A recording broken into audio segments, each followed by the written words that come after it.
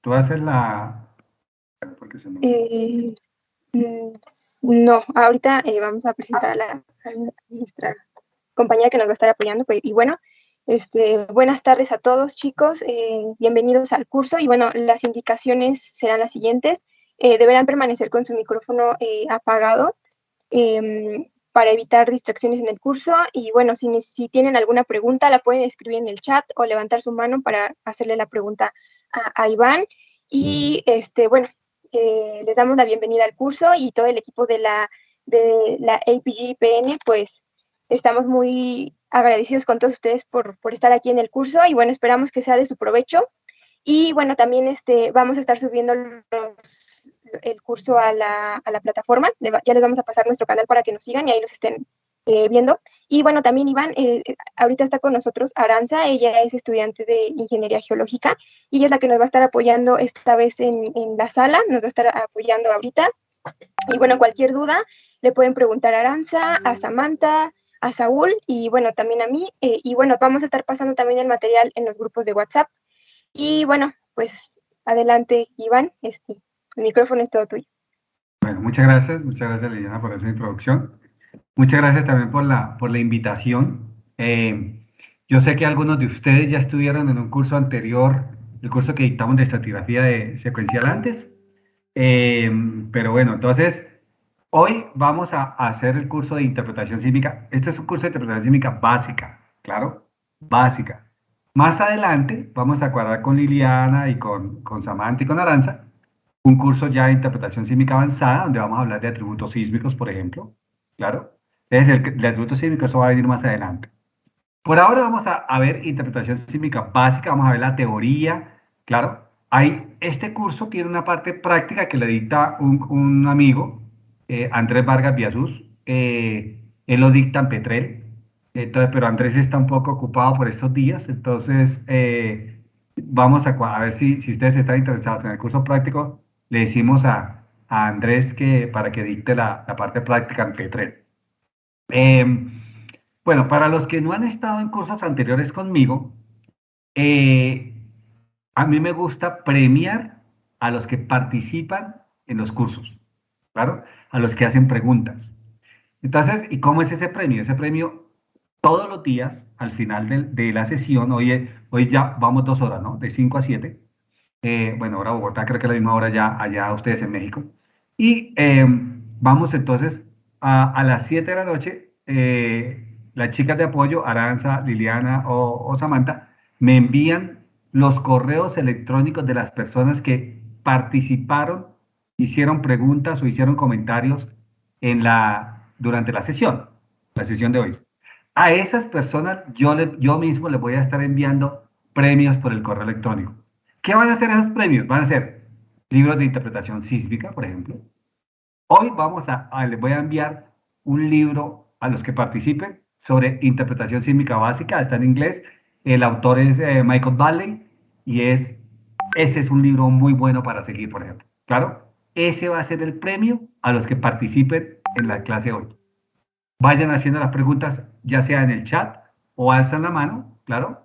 Si yo no veo la mano, Aranza y Liliana o Samantha me ayudan y dicen, hay una mano levantada, entonces ahí paramos y respondemos las preguntas, claro.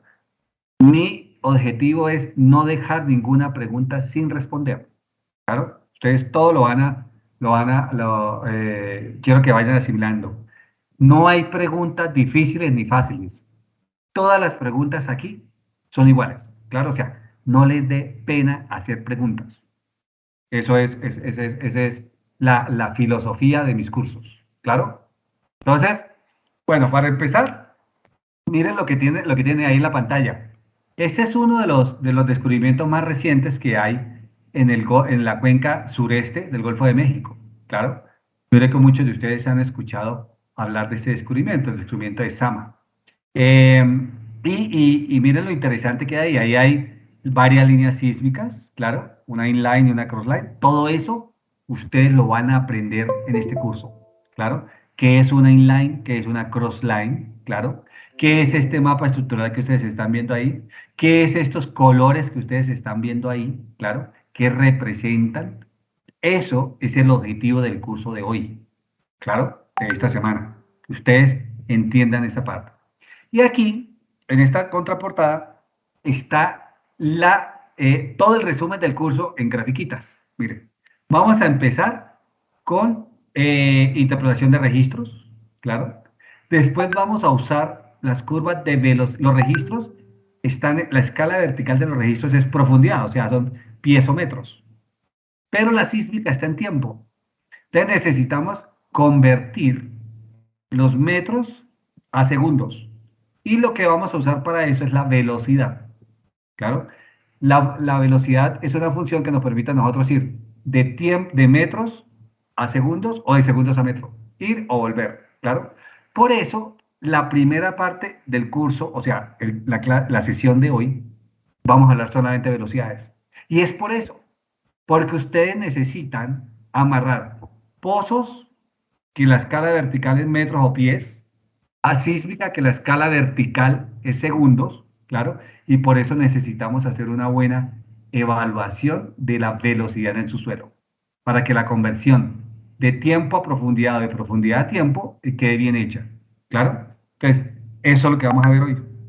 Ya después de que hayamos hecho el amarre de los pozos a la sísmica, vamos a hacer la interpretación sísmica y de ahí vamos a empezar, a partir de esa interpretación, a definir cuál es la potencial hidrocarburífero, por ejemplo, el área que estamos interpretando, o cuál es la estructura, la geometría del subsuelo en esa área que estamos trabajando. ¿Claro? Entonces, aquí se resume todo el curso, aquí se resume todo lo que ustedes van a aprender en estos 4 días, ¿no? La clase normalmente es 3 días, pero sé que con las preguntas de ustedes normalmente nos extendemos un día más, pero si ustedes no hacen preguntas, por ejemplo, terminamos el miércoles. Y eso sería buenísimo porque el jueves juega la selección Colombia, yo no sé si juega la selección México también, pero juega la selección Colombia contra Chile, juega Perú contra Brasil, ahí veo a Uber Quispe conectado, juega Perú contra Brasil, ese partido está duro, Uber. Entonces, esos partidos van a ser el jueves a las 5 de la tarde, entonces, por eso la clase está hecha de lunes a miércoles, pero si nos extendemos, hacemos una clase adicional el jueves, no se preocupen por eso. Entonces, para las personas que no me conocen, que no han estado en cursos antes conmigo, yo soy geólogo de una universidad aquí en Colombia, de los que son de aquí, entre los 300 inscritos que hay, si hay algún colombiano, yo soy santandereano. Santandereano, mano, así hablamos los santandereanos, mano. Hice mi maestría en la Universidad de Colorado en Estados Unidos. También hice una maestría en administración de empresas, porque yo trabajo mucho haciendo la parte de la evaluación de prospectos, la evaluación económica de prospectos.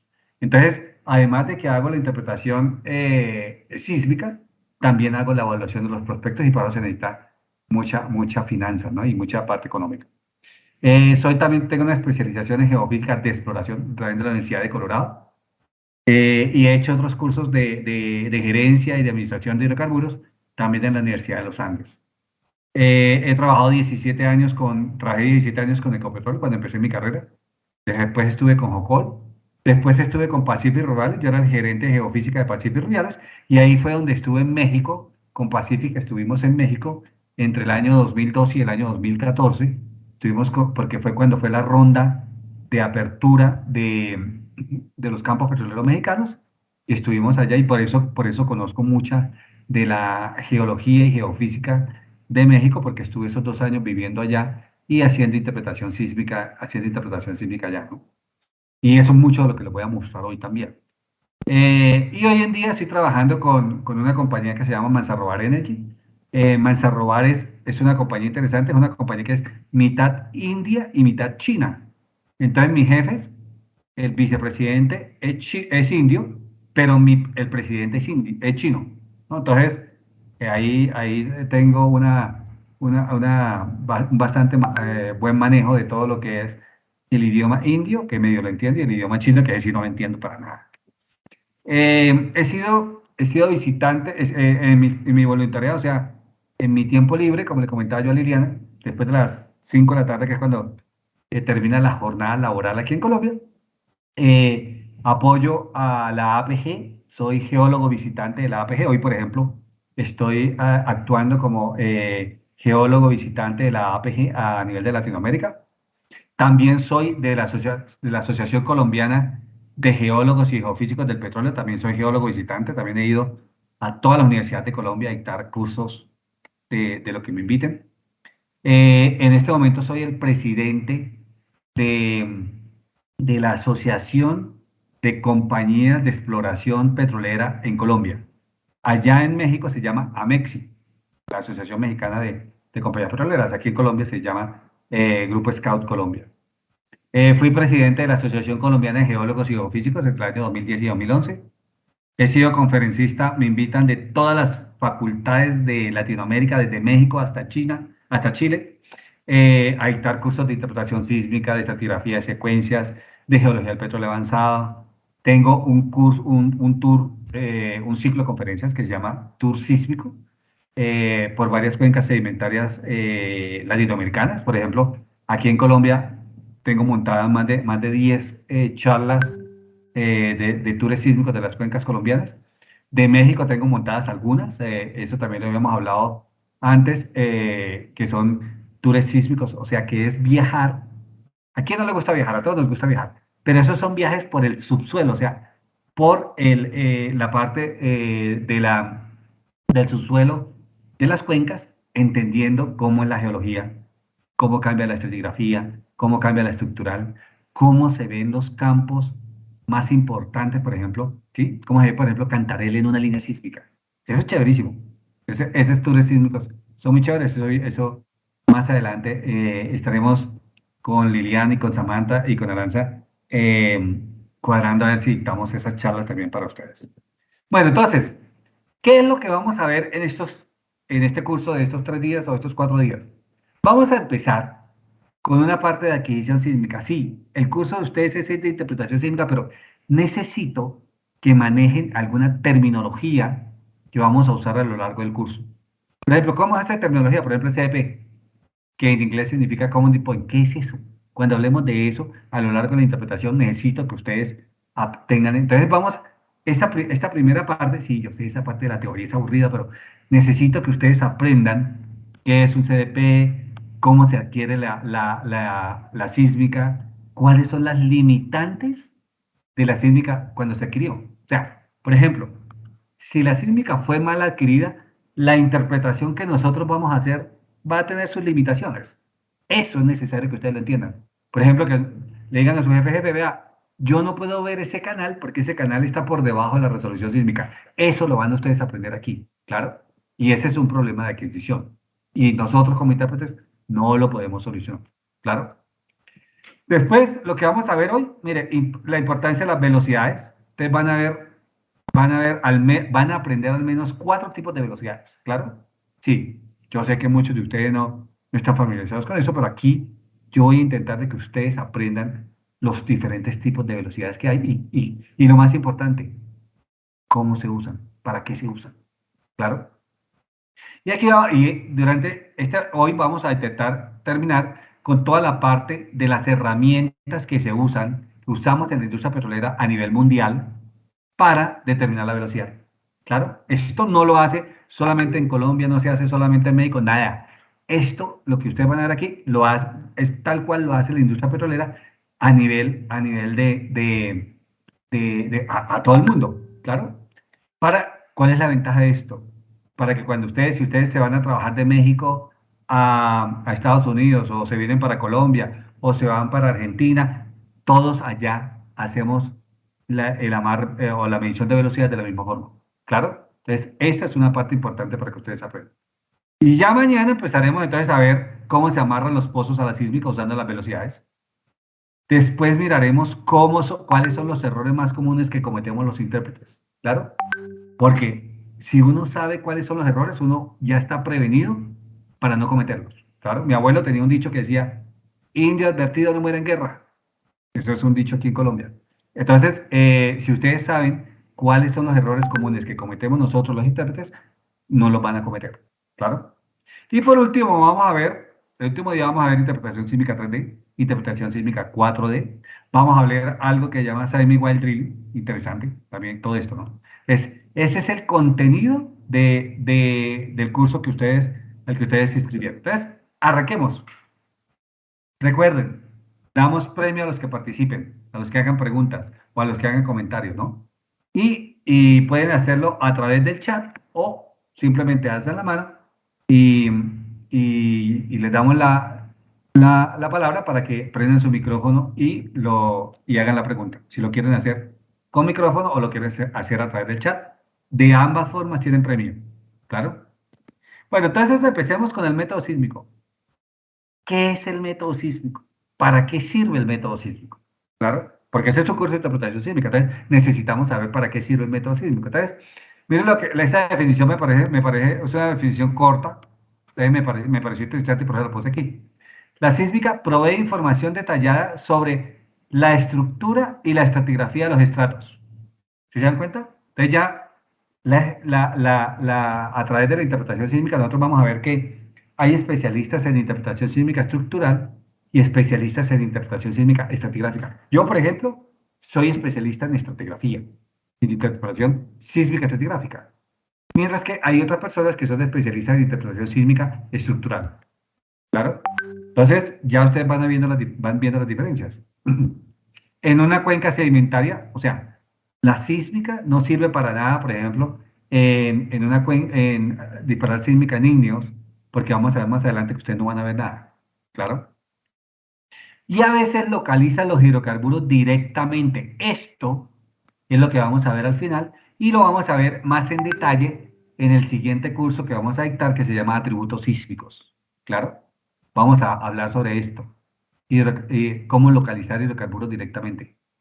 Mediante el uso de reflexiones y refracciones, vamos a ver la diferencia entre estas dos, de una onda sísmica en el subsuelo. Eso es básicamente para qué sirve el método sísmico y para qué sirve y cuál es su función. Aquí pues algo interesante porque hay otros métodos geofísicos como la magnetometría y la gravimetría. La magnetometría y la gravimetría también son métodos geofísicos que se adquieren muchas veces desde aviones, por ejemplo, y sirven para obtener obtener cómo es la geometría del subsuelo. Claro, también sirven para lo mismo, pero el método sísmico da más resolución. ¿Cuál es el problema del método sísmico? Es más caro. Miren que mientras adquirir 1 kilómetro de magnetometría puede costar $1, 1 kilómetro de gravimetría puede costar $10, pero 1 kilómetro de sísmica puede costar mucho más, ¿no? Por decir algo, $100. Claro, o sea, miren la medida, o sea, la gravimetría vale 10 veces lo que vale la magnetometría, pero la sísmica vale 100 veces lo que vale la magnetometría o 10 veces lo que vale la gravimetría. Sí, entonces, ya empezamos a ver ventajas y desventajas del método sísmico. Nos permite ver cómo es la estratigrafía, nos permite ver cómo es la estratigrafía, nos permite identificar hidrocarburos, pero es costoso. ¿Claro? Entonces, ya van viendo ventajas y desventajas del método sísmico. Aquí está de una forma muy rápida cómo se adquiere el método sísmico. Miren, en superficie colocamos una fuente que va a generar una onda sísmica en la superficie. ¿Claro? Esa fuente puede ser o un camión vibrador, claro, ese camión tiene una plataforma aquí abajo y va a empezar a vibrar con una frecuencia determinada, que esa frecuencia la escogemos nosotros. Yo quiero que el camión vibre a tal frecuencia o yo quiero que el camión vibre a esta otra frecuencia, ¿claro? O a veces la fuente es un taco de dinamita, ¿no?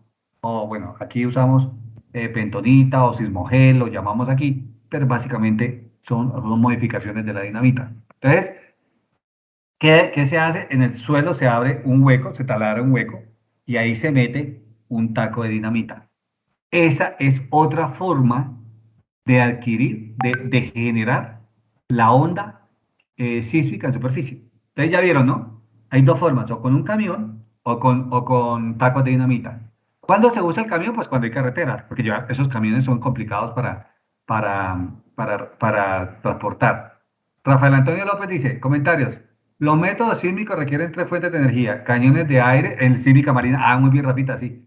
Camiones vibradores y dinamita. Rafita, me encanta verte conectado aquí hoy también. Ya te ganaste el primer premio del día de hoy. Te vamos a mandar el libro el libro de interpretación sísmica de Marcos Baile. Juan Diego Sánchez pregunta, ¿con base a qué se eligen las frecuencias de vibración? Muy buena pregunta, Juan Diego. Eso es parte de adquisición sísmica, eso no es parte de la interpretación sísmica, pero depende de varias cosas. Primero, la profundidad, por ejemplo, del objetivo. Claro, eso es lo primero.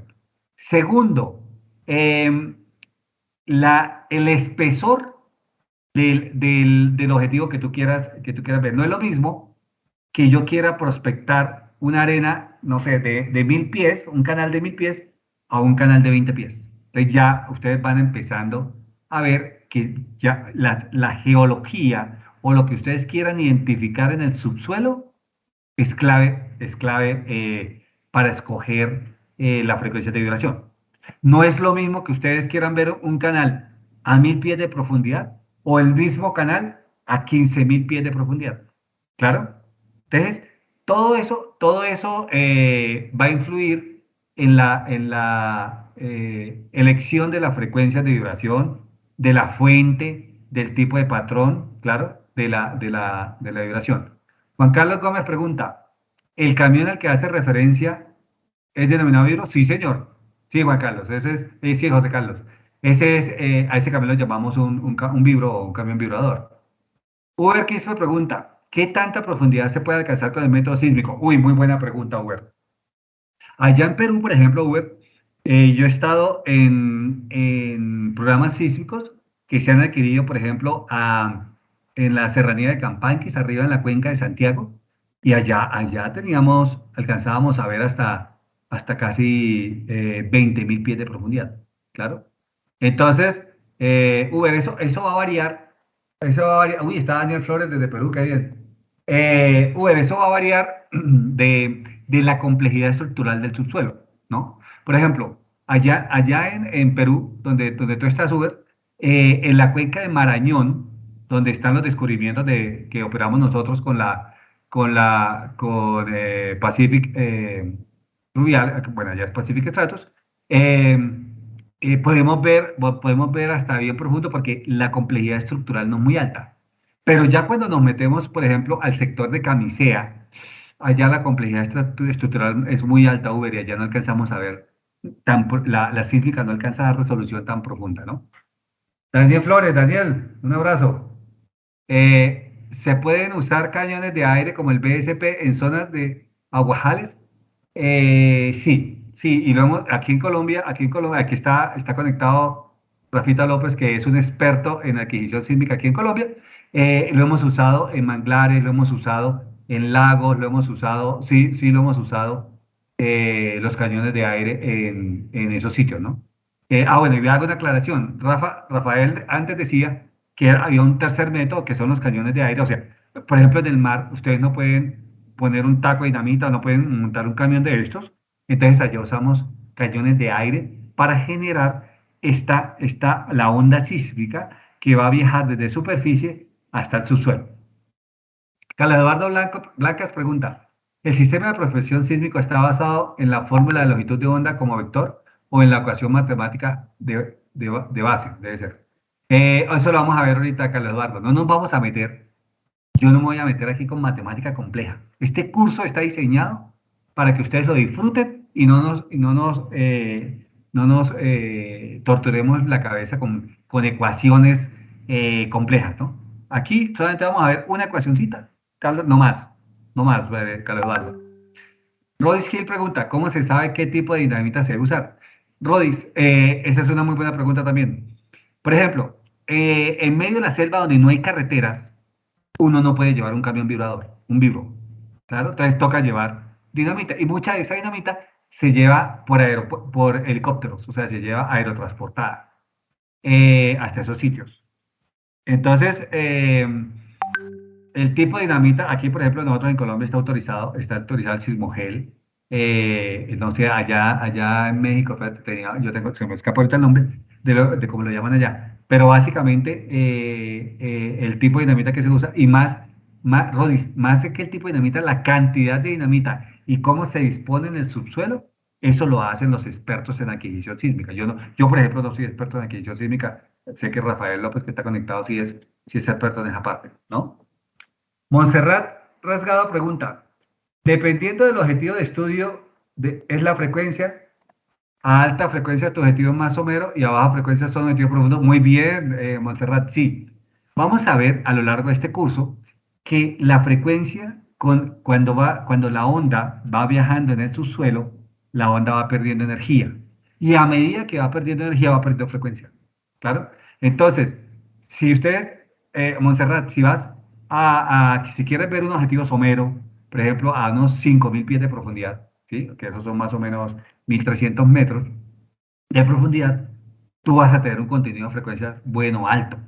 Pero si tu objetivo está a 15.000 pies de profundidad, que son 5.000 metros, claro, si allá ya la onda, mientras llega allá, ya va a perder su contenido alto de frecuencias y vas a tener el contenido de frecuencias de la onda va a ser más bajo que el objetivo somero. ¿Claro? Sí, Monserrat, eso es muy cierto. Nosotros lo vamos a ir viendo aquí.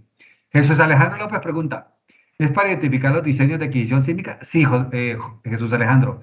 El diseño de la adquisición sísmica depende de muchos factores, ¿no? Depende de cómo es la complejidad geológica, a qué profundidad está el objetivo, cuál es el objetivo. No es lo mismo que sea un canal a que sea, por ejemplo, una falla de cabalgamiento. Todo eso lo vamos también a ver acá. Manuel José Valladares pregunta, ¿y en el mar es diferente la operación del equipo? Sí, sí, José Rafael. Sí son distintos. Allá en el mar, por ejemplo, usamos, como lo decía Rafael ahorita antes, usamos cañones de aire para generar esa burbuja que va a estrellarse contra el fondo del mar y va a producir la onda que va a viajar en el subsuelo. Esa burbuja tiene una ventaja y es que no le hace daño a los animalitos, ¿no? Entonces, porque tiene que ser ecológica. Entonces, José Rafael, sí, los equipos son distintos y además los equipos de grabación también son muy distintos a los equipos en tierra. La adquisición sísmica en mar es un barco que va jalando, sí, va jalando todos los diferentes hidrófonos, que son como llaman allá, y que va para la grabación. En tierra no es tan fácil hacer el movimiento de los geófonos de esa forma, y entonces en tierra se hace más inalámbricamente, ya ahorita recientemente. Mariano Joaquín Peliza pregunta, ¿cuál es la resolución mínima que se puede alcanzar mediante sísmica? Muy buena resolución, Mariano. Y eso lo vas a aprender aquí. Vamos a ver cómo se calcula la resolución. Cuando la sísmica te llega a tu escritorio para que la interpretes, tú lo primero que haces, Mariano, es calcular cuánto es la resolución de tu sísmica. Entonces, por ejemplo, tu resolución, tu sísmica, tú haces el cálculo y te dice, son 30 o 40 pies la resolución vertical. Eso significa que un canal de menos de 30 pies no lo vas a poder ver en la sísmica. ¿Claro? Sí, Mariano, eso lo vamos a aprender aquí. Julieta Pérez pregunta, ¿con bajas frecuencias más profundidad penetra pero la resolución disminuye? Sí, señora, sí, Julieta. Vamos a ver que a medida que la onda va viajando, va profundizándose en el subsuelo, va perdiendo frecuencias. Pero lógicamente va penetrando más profundo, pero pierde frecuencias. Y al perder frecuencias, Julieta, va a perder resolución. Eso es algo de lo que también vamos a aprender aquí, ¿claro? Uber dice, sí, la de Camisea es bastante compleja, sí. El modelo geológico en Camisea es bastante complejo. Yo acabo de dictar una conferencia en un congreso allá en Perú, donde mostraba sísmica de Camisea, Uber, porque mostramos todos los campos más grandes de Perú en sísmica.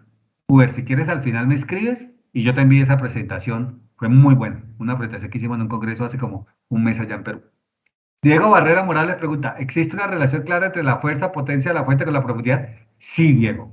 A medida que si el objetivo o la trampa de petróleos que tú quieres ver está más profunda, tú tienes que incrementar la fuente o la energía en superficie, ¿claro? Eso es un curso de adquisición sísmica, no es parte de este curso, que este es de interpretación, pero eso tienes que tenerlo en cuenta, porque muchas veces, Diego, a mí me ha tocado interpretar sísmica, que la adquirieron mal, porque, por ejemplo, la onda que se usó era de muy baja potencia y no alcanzó, no, llegaba el objetivo, pero no lo se veía muy bien, ¿claro? Entonces, sí, Diego, eso también tiene que ver. Marco Antonio Vigueras pregunta, ¿con qué se gana más? ¿Con el camión o con los collones? Ah, ya se llama collones, ya, Marco, gracias, sí. Eh, eh, la ventaja del camión es que yo puedo controlar la frecuencia y puedo controlar la energía, orientarla más. Con los collones yo hago un cálculo en el laboratorio y, y pues del laboratorio al campo, a la realidad, a veces hay diferencias, ¿no? Lógicamente, el camión también tiene una limitante de energía y de frecuencia. En cambio, los collones o los tacos de dinamita, como les decimos aquí en Colombia, puedo yo llevar más y poner más, ¿no? Muchas veces, Marco Antonio, muchas veces más dinamita, o más collones, o más energía, no obligatoriamente es más resolución, ¿no? A veces pasa eso. Romero de Tacó pregunta, ¿la ubicación del patrón de la fuente de receptores se planifica de acuerdo con las fallas regionales que exista? Sí, sí, Mayen. Es Rosemary, digo. Sí, Rosemary. Dependiendo de cómo es el modelo geológico, uno diseña el programa sísmico. Y en el diseño está cómo va a colocar los receptores, cómo va a colocar las fuentes, qué patrón va a usar para fuente y para receptores. Todo eso va a depender de las fallas regionales, va a depender de cómo es la geometría del subsuelo. No es lo mismo que yo tenga por ejemplo, mi anticlinal en sentido norte-sur a que lo tenga este-oeste. Claro, eso lógicamente va a afectar la resolución de- o el diseño que hagamos del programa sísmico, ¿no? Uy, aquí hay un nombre todo raro.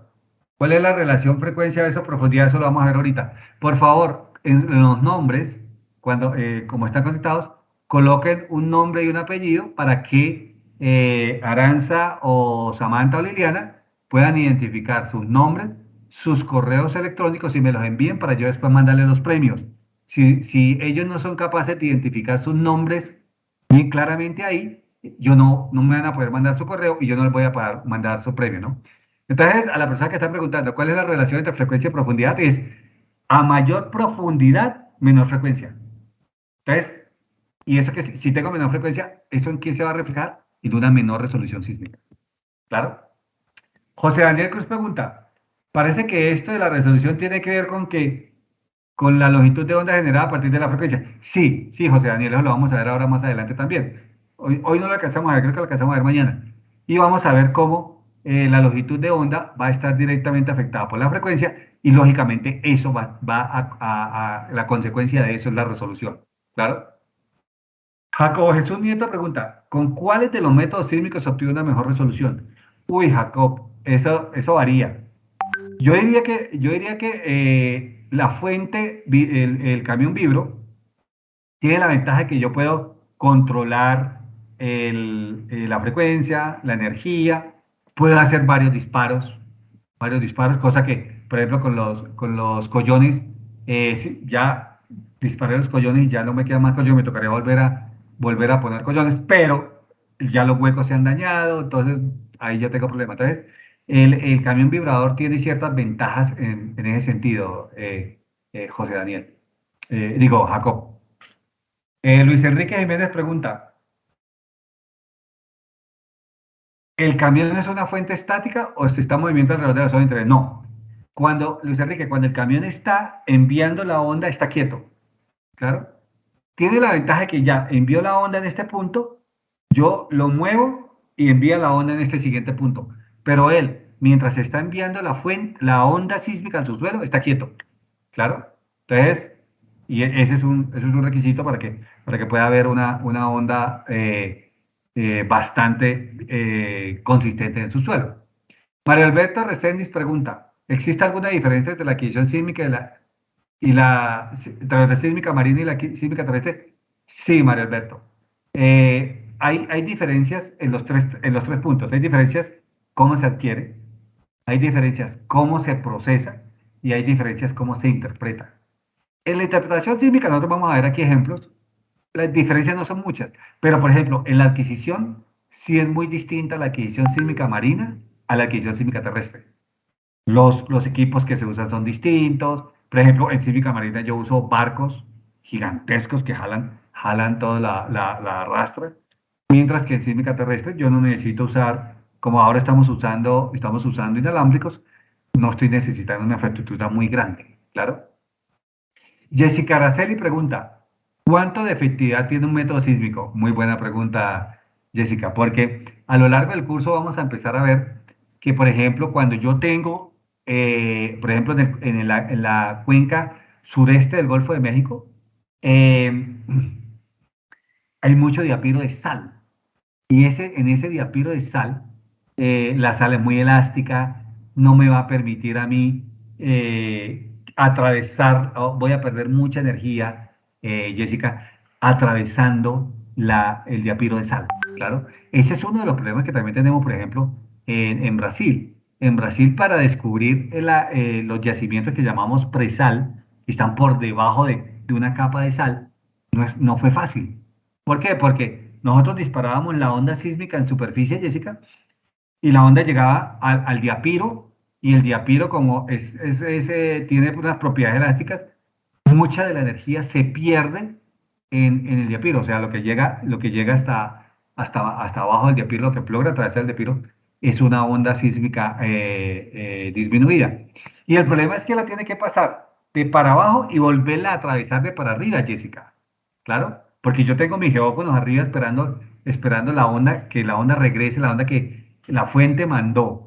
Aquí como la tengo yo, la fuente envió la onda al subsuelo y tiene que volver a superficie porque yo aquí es donde tengo los geófonos, en el caso de sísmico, de marinos se llaman hidrófonos, claro, que son los que van a registrar la onda. Entonces, Jessica, tengo el problema dos veces, porque la onda tiene que bajar, atravesar el diapiro o la capa de sal, viajar aquí a lo que esté debajo y después volver a atravesar la capa de sal para ir hasta arriba, hasta superficie nuevamente. Entonces ahí la efectividad del método sísmico, Jessica, es baja, pero funciona. Con eso se ha podido descubrir muchos de los yacimientos que están presal en Brasil. José Daniel Cruz pregunta, ¿es estático mientras se realiza la operación y se mueve para la siguiente profesión? Sí, José Daniel, gracias por el comentario. Gracias por aclarar. No sé si yo también lo había hecho antes de una manera clara. Jesús Alberto, se llama Vibrogel en México, lo utiliza como esa. Ah, sí, gracias, Jesús Alberto López, sí. Sí, Jesús Alejandro López. Gracias, sí, es Vibrogel allá. Aquí también lo llamamos, sí, bueno, aquí también lo usamos, bueno, el Vibrogel no lo usamos, no lo mucho, usamos más el nombre de Sismogel aquí en Colombia. Gracias por la aclaración. Alan Sebastián Rivera dice, ¿todo es muy utilizado la exploración en tierra o es más el uso en mar? Alan, al principio el método sísmico se usó mucho en tierra, hoy en día ya se usa en mar. ¿Cuál es la ventaja del mar, Alan? Y es que en mar los problemas con las comunidades o los problemas con el medio ambiente son menores que la exploración en tierra, claro. En tierra, cuando uno va a hacer la adquisición y hay, por ejemplo, un resguardo indígena, entonces ya uno tiene que mover, las líneas para que no pase por el resguardo, tiene que adaptar el diseño sísmico que haya hecho para que no pase por ese resguardo o para que no pase por una laguna, porque las lagunas son protegidas. Entonces, ese problema lo tenemos cuando hacemos exploración en tierra. Y ese problema no lo tenemos cuando hacemos exploración en mar, ¿no, Alan? Entonces, esa es una ventaja de la sísmica marina. ¿Cuál es la desventaja de la sísmica marina? Perforar un pozo en el mar es más costoso que perforar un pozo en la tierra. Entonces, si nos pusiéramos a hacer sísmica solamente marina, bueno, todavía hay mucho petróleo en tierra por sacar y es mucho más barato perforar pozos en tierra que perforar pozos en mar, ¿no? Sí, Alan. Marinali Yameji García me pregunta, ¿la cantidad de camiones de sostenimiento también depende de la profundidad que se quiera? Sí, sí, Marinali. A más profundidad tú requieres más energía, requieres más camiones. José Fernando Romero pregunta, ¿la cantidad de energía que tenemos que suministrar en su suelo está en función del objetivo geológico? Sí, José Fernando, está en función de la profundidad, claro. O sea, si la misma pregunta la misma respuesta que le di a Malinali, si entre más profundo requieres una cantidad de energía mayor.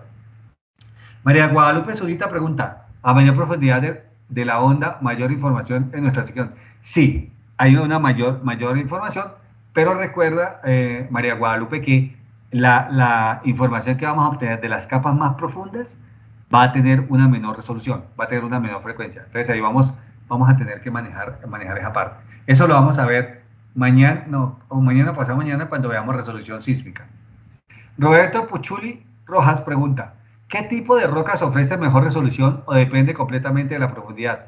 ¿Hay diferencias marcadas en donde estoy viendo rocas sedimentarias que rocas metamórficas? Uy, muy buena pregunta, Roberto. Sí, el tipo de roca va a hacer que cambie la resolución sísmica. Por ejemplo, no es lo mismo crisis sísmica donde uno tiene diapiros de sal muy cerca de la superficie a donde no los tiene. Claro, es muy distinto donde tenemos rocas calizas a donde tenemos rocas arcillas o shales. Claro, donde tienen rocas metamórficas o por ejemplo donde en el sector de Veracruz, ahorita vamos a dar algunos ejemplos. Roberto, en el sector de Veracruz hay un intrusivo ígneo en medio de las capas. Ese intrusivo ígneo nos va a generar ciertos inconvenientes en la adquisición, en el procesamiento y en la interpretación. Entonces, sí, ¿cuáles ofrecerían mejor resolución? Yo diría que las rocas sedimentarias, el método sísmico se hizo, Roberto, principalmente para rocas sedimentarias. Claro, no se hizo ni para rocas metamórficas ni para rocas ígneas. Y por eso es que la sísmica es la columna vertebral, Roberto, en la exploración petrolera.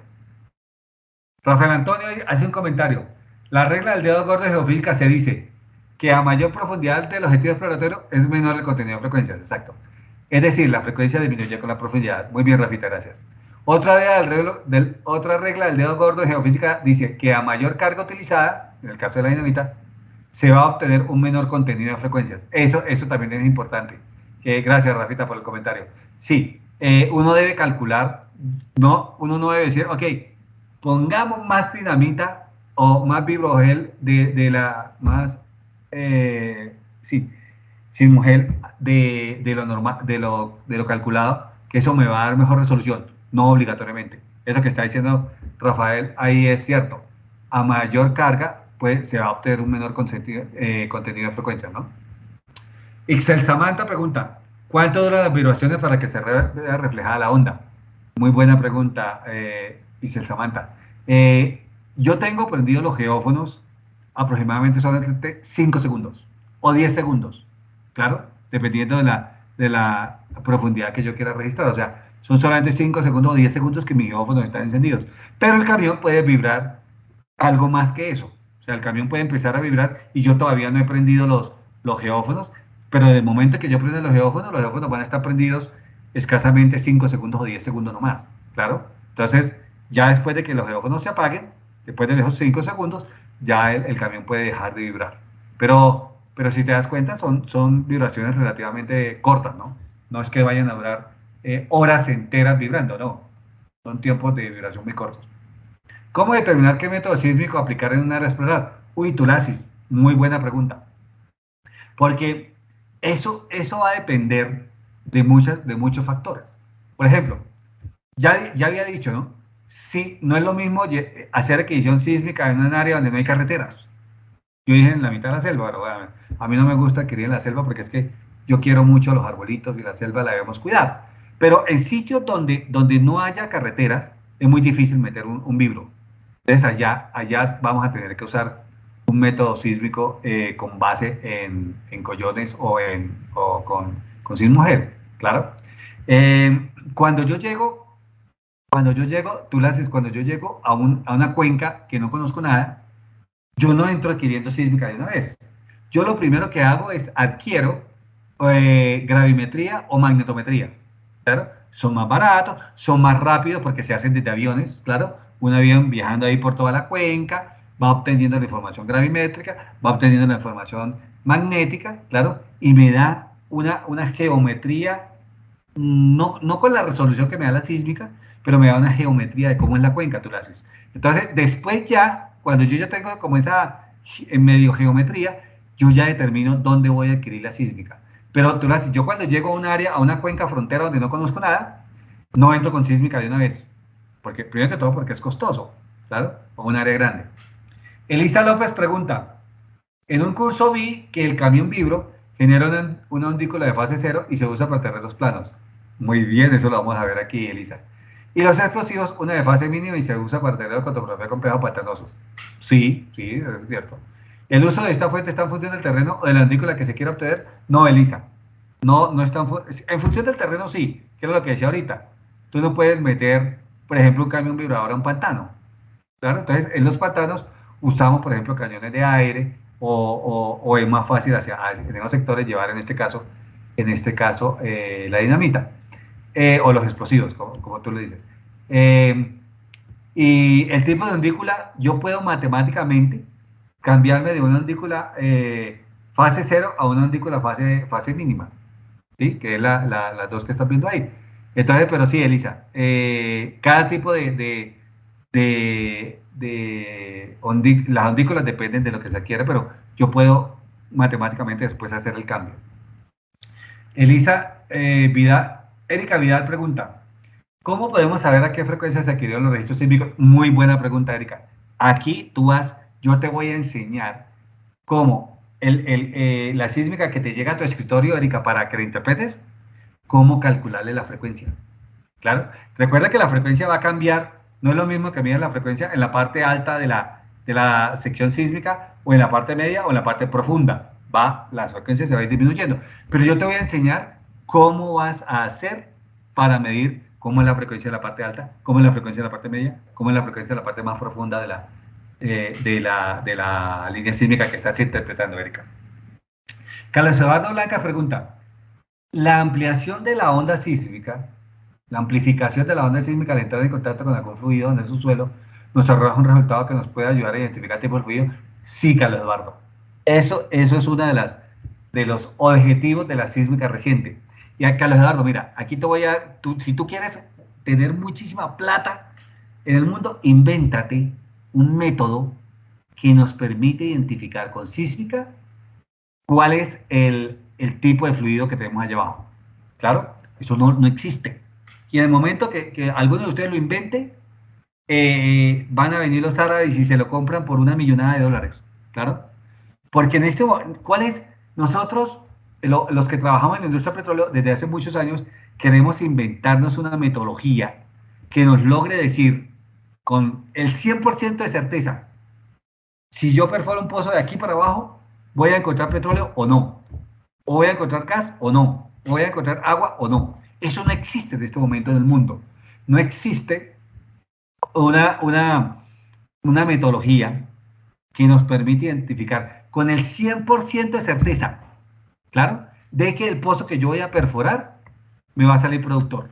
Eso no existe, claro. Si ustedes logran inventar una metodología de esas, se van a llenar de plata, claro. Yo me nombro su representante ante los árabes para que me den una partecita ahí de toda la plata que les van a dar, claro. Eso no existe.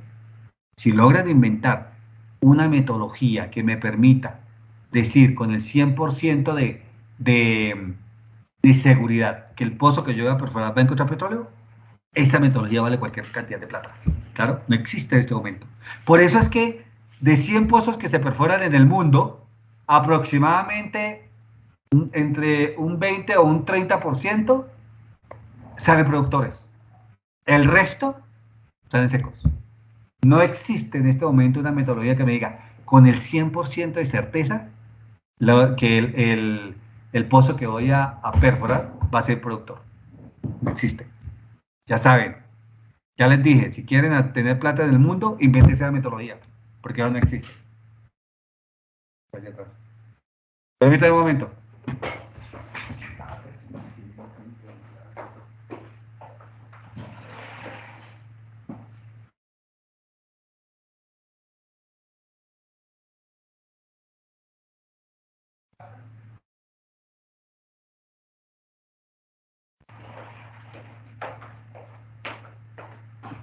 Gracias. Entonces, Carlos Eduardo, esa es una muy buena pregunta, ¿no? Identificar el tipo de fluido. La sísmica me va a permitir a mí identificar si es gas o es petróleo. Vamos a ver. Y eso es para eso se usan los atributos sísmicos, Carlos Eduardo. Pero bueno, básicamente eso lo vamos a ver, atributos sísmicos los vamos a ver en un curso más adelante. José Alcíbar, José Alcíbar, bueno, ok, José Alcíbar, gracias por aclararnos cuál es el nombre del correo electrónico. Ya el Alfredo Montejo pregunta, cuando dicen collones, ¿a qué tipo de fuente sísmica se refiere? ¿Esa es la pentonita sísmica? Bueno, sí, ya, porque aquí en Colombia también usamos la pentonita. Sí, los collones se refieren a la pentonita. Bueno, o a la pentonita. Allá. ¿Cómo es que se llama el otro nombre? Vibro 6. Vibro 6G, el otro nombre que son ustedes allá en México. Alma Laura pregunta, ¿cuáles son las condiciones del medio en la que no se puede emplear un método sísmico? Si es que existen. Sí, Alma Laura. Hay muchas áreas donde nosotros no podemos adquirir sísmica. Por ejemplo, las áreas que están alrededor de una laguna. Claro. Por ejemplo, a nivel mundial, tú tienes que no puedes adquirir sísmica dentro de zonas protegidas ambientalmente. Tienes que tener, y hay un área de protección de esas zonas, ¿no? Entonces, por ejemplo, en los páramos no podemos adquirir, en los páramos aquí en Colombia y en la mayor parte del mundo, la legislación ambiental no permite hacer adquisición sísmica. Entonces, esas áreas protegidas ambientalmente, podemos colocar geófonos. Por ejemplo, en una laguna, yo puedo, en el centro de la laguna, puedo colocar geófonos, pero no puedo disparar en la laguna. Tengo que disparo fuera de la laguna, lejos, y yo con los geófonos dentro de la laguna puedo recibir la onda que llegue desde el subsuelo. Eso sí lo puede hacer Alma, pero no puedo hacer adquisición sísmica en esas áreas protegidas. No puedo disparar en esas áreas protegidas. Juan Camilo Pineda pregunta, ¿los métodos sísmicos se complementan con aquellos de gravimetría y magnetometría? Sí, Juan Camilo. ¿O es más una relación de costo a la generalidad que pueden tener en el subsuelo? No, si eso, Juan Camilo, sí es un muy buen complemento. Sí es un muy buen complemento. Como decía ahorita, cuando uno llega a un área de la que no conoce nada, ¿no? Un área frontera, lo primero que uno hace es adquiere gravimetría y magnetometría. Primero que todo porque es barato. Segundo que todo porque se hace muy rápido. Eso se hace por avión, claro. Y eso me dice dónde yo tengo, por ejemplo, sedimentos y dónde no tengo sedimentos. Donde yo no tengo sedimentos, porque por ejemplo son puras rocas ígneas, allá no voy a disparar sísmica, claro. Entonces, Juan Camilo, la gravimetría y la magnetometría primero me dicen dónde está la cuenca, dónde está la parte más profunda de la cuenca, claro, y ahí es donde yo voy a adquirir la sísmica después. Pero yo no puedo llegar a adquirir una sísmica así sin conocer nada, porque es muy costoso. Entonces, básicamente, eso es lo que se hace, Juan Camilo. Se usan las diferentes herramientas geofísicas, claro, como gravimetría, magnetometría, la misma sísmica, claro. Hay métodos eléctricos también que me van a permitir también identificar cómo es la geometría de la cuenca, Juan Camilo. Juan Selván Ruiz pregunta, cuando se producen las vibraciones, ¿se produce una superficial como la LOB o solo de cuerpo, PIS? No, la LOB también se produce. Hay un gran número de ondas que, Juan Selván, que se producen. Lógicamente, el diseño de la sísmica se hace de una forma para evitar que esas ondas no deseadas se produzcan, sino que solamente viajen la onda en el subsuelo, claro, de una manera bien focalizada y no se pierde energía en ese sentido. Carla Adriana pregunta, ¿qué tipo de ondas sísmicas son las que se propagarían? Bueno, ya Juan Selván estaba diciendo, son unas ondas que tienen una componente P primaria y una componente C secundaria. Eso lo vamos a ver aquí más adelante, Carla. Diana Carolina Reina pregunta, hola, desde Colombia, bienvenida Diana, ¿el método sísmico se puede aplicar a cualquier caso o de pronto existen casos en los cuales solo se puede aplicar gravimetría y magnetometría? Muy buena pregunta, Diana Carolina, eso también es parte de lo que habíamos dicho antes. Por ejemplo, en áreas protegidas, Diana Carolina, por ejemplo, aquí en el páramo, el problema que tenemos aquí con el páramo de Santurbán o el páramo allá en Santander con la explotación minera, allá no se puede adquirir sísmica. Entonces, lo que sí se puede es adquirir gravimetría y magnetometría a través de los aviones, Diana. ¿Claro? Y eso me da una geometría del subsuelo con la cual yo me puedo defender, pero no puedo adquirir sísmica en los páramos, por ejemplo. ¿Claro? Entonces, en esos casos, solamente puedo adquirir gravimetría y magnetometría, no puedo adquirir sísmica. ¿Sí? O cualquier, Diana Carolina, o cualquier otra herramienta geofísica que se pueda hacer desde un avión, desde satélites, por ejemplo, también se puede hacer. ¿Claro? Alison Guadalupe pregunta, ¿en la sísmica marina utilizan las perturbaciones de aire para generar perturbaciones? Sí, Alison, nosotros los llamamos cañones de aire. Si se usan para generar la onda que va a viajar a través del agua, va a llegar hasta el fondo del agua y en ese punto cuando se estrella es cuando se va a producir la onda que va a viajar a través del subsuelo. Alejandro Hassan Rea pregunta, ¿la presión hidrostática influye en el comportamiento de la propagación de las ondas? Sí, sí. En zonas sobrepresionadas, Alejandro, hay problemas en la propagación de la onda, ¿no? Eso también lo vamos a ver más adelante, porque ahí hay un sitio, ahí es muy especial ese tipo de problemas. Lisandro Quispe, ¿cómo están distribuidos los explosivos y los geófonos? Lisandro, ese es un curso de adquisición sísmica que lo puede dictar, aquí está presente Rafael López, yo puedo hablar con Samantha y con Lina para que también programamos más adelante un curso de adquisición sísmica, porque dentro de los asistentes está Rafael López, que es un experto en adquisición sísmica y bueno, también en procesamiento, podría dar una parte de eso. Nereida Denise pregunta, ¿y qué se hace cuando no pueden obtener una resolución compleja en donde se planea hacer una interpretación?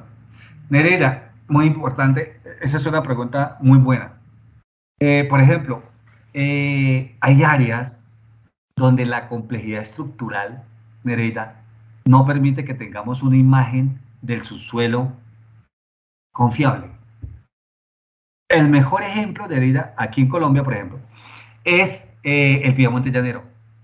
La gente dice que por debajo de Cusiana y Cupiagua hay todavía muchas estructuras petroleras que pueden llegar a tener recursos importantes de petróleo.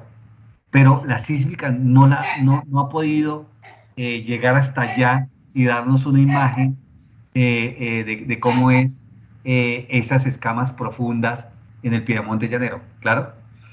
Allá en México, Nereida, ustedes, a ver, ¿en qué área es compleja? Bueno, todo el sector al sur de Villahermosa, todo el sector, la parte estructural, eh, es bastante complejo, claro.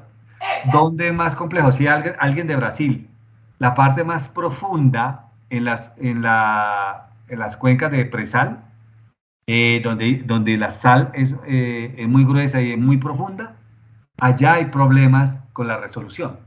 No se permite ver muy bien por debajo de la sal cómo están las estructuras. Entonces, hay varios sitios, Nereida, donde la resolución no deja ser una buena interpretación, ¿no? Melida Elena pregunta, ¿los métodos geofísicos se tienen que trabajar en conjunto para que sean confiables? Sí, señora Melida. Melida Elena, eso es lo que ustedes van a aprender aquí. Los métodos geofísicos necesitan ser calibrados con métodos geológicos. Recuerden, Melida, la diferencia entre un método geológico y un método geofísico. Los métodos geológicos son aquellos métodos en los que podemos tocar la roca. ¿Claro? Entonces, ¿qué es un método geológico? Describir una columna geológica de un pozo, porque tengo el corazón, o descubrir un afloramiento, claro, eso es un método geológico. ¿Qué es un método geofísico? Es aquel método que me da información a través de propiedades de las rocas, por ejemplo, en el caso de la sísmica, a través de la velocidad, yo puedo predecir qué tipo de roca tengo allá abajo.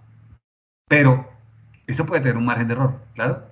Si yo sé que la velocidad que está midiendo la sísmica es de más de 15.000 pies por segundo, yo podría decir, esto puede ser una caliza. Si es de menos de 8.000, yo podría decir, esto puede ser una arcilla. Claro, Melia Elena. Pero sí es necesario que se usen en conjunto los dos. Y eso es algo de lo que vamos a aprender aquí en este curso. Nicole Cassandra pregunta, así como en el sondeo eléctrico vertical existen arreglos y fórmulas para calcular la distancia entre los lectores, también en la sísmica existe una fórmula para calcular la distancia entre la fuente de onda y el detector de onda. Sí, Nicole, sí existe. Y eso es el curso de adquisición sísmica. Recuerda que este curso es de interpretación sísmica. La parte de adquisición sísmica, Nicole, y la parte de procesamiento sísmico no la vamos a ver aquí. Vamos a ver algo muy rápido, claro, pero ese es un curso de adquisición sísmica que veo que los que estén interesados, podemos hablar con uno de los asistentes que está aquí, Rafael López, para que edite un curso de adquisición sísmica. Yo sé que él estaría muy feliz de dictarlo porque a él también le gusta mucho compartir su conocimiento y es muy, muy amigo mío. Jessica Araceli Lai me pregunta, antes de emplear el método sísmico, ¿cómo sabemos dónde emplearlo o se hace un estudio previo? Muy bien, Jessica, muy buena pregunta. Sí, hacemos estudios previos. ¿Qué estudios previos hacemos? Por ejemplo, podemos hacer adquisición de otros métodos geofísicos, ya lo hemos dicho, como gravimetría y magnetometría, por ejemplo.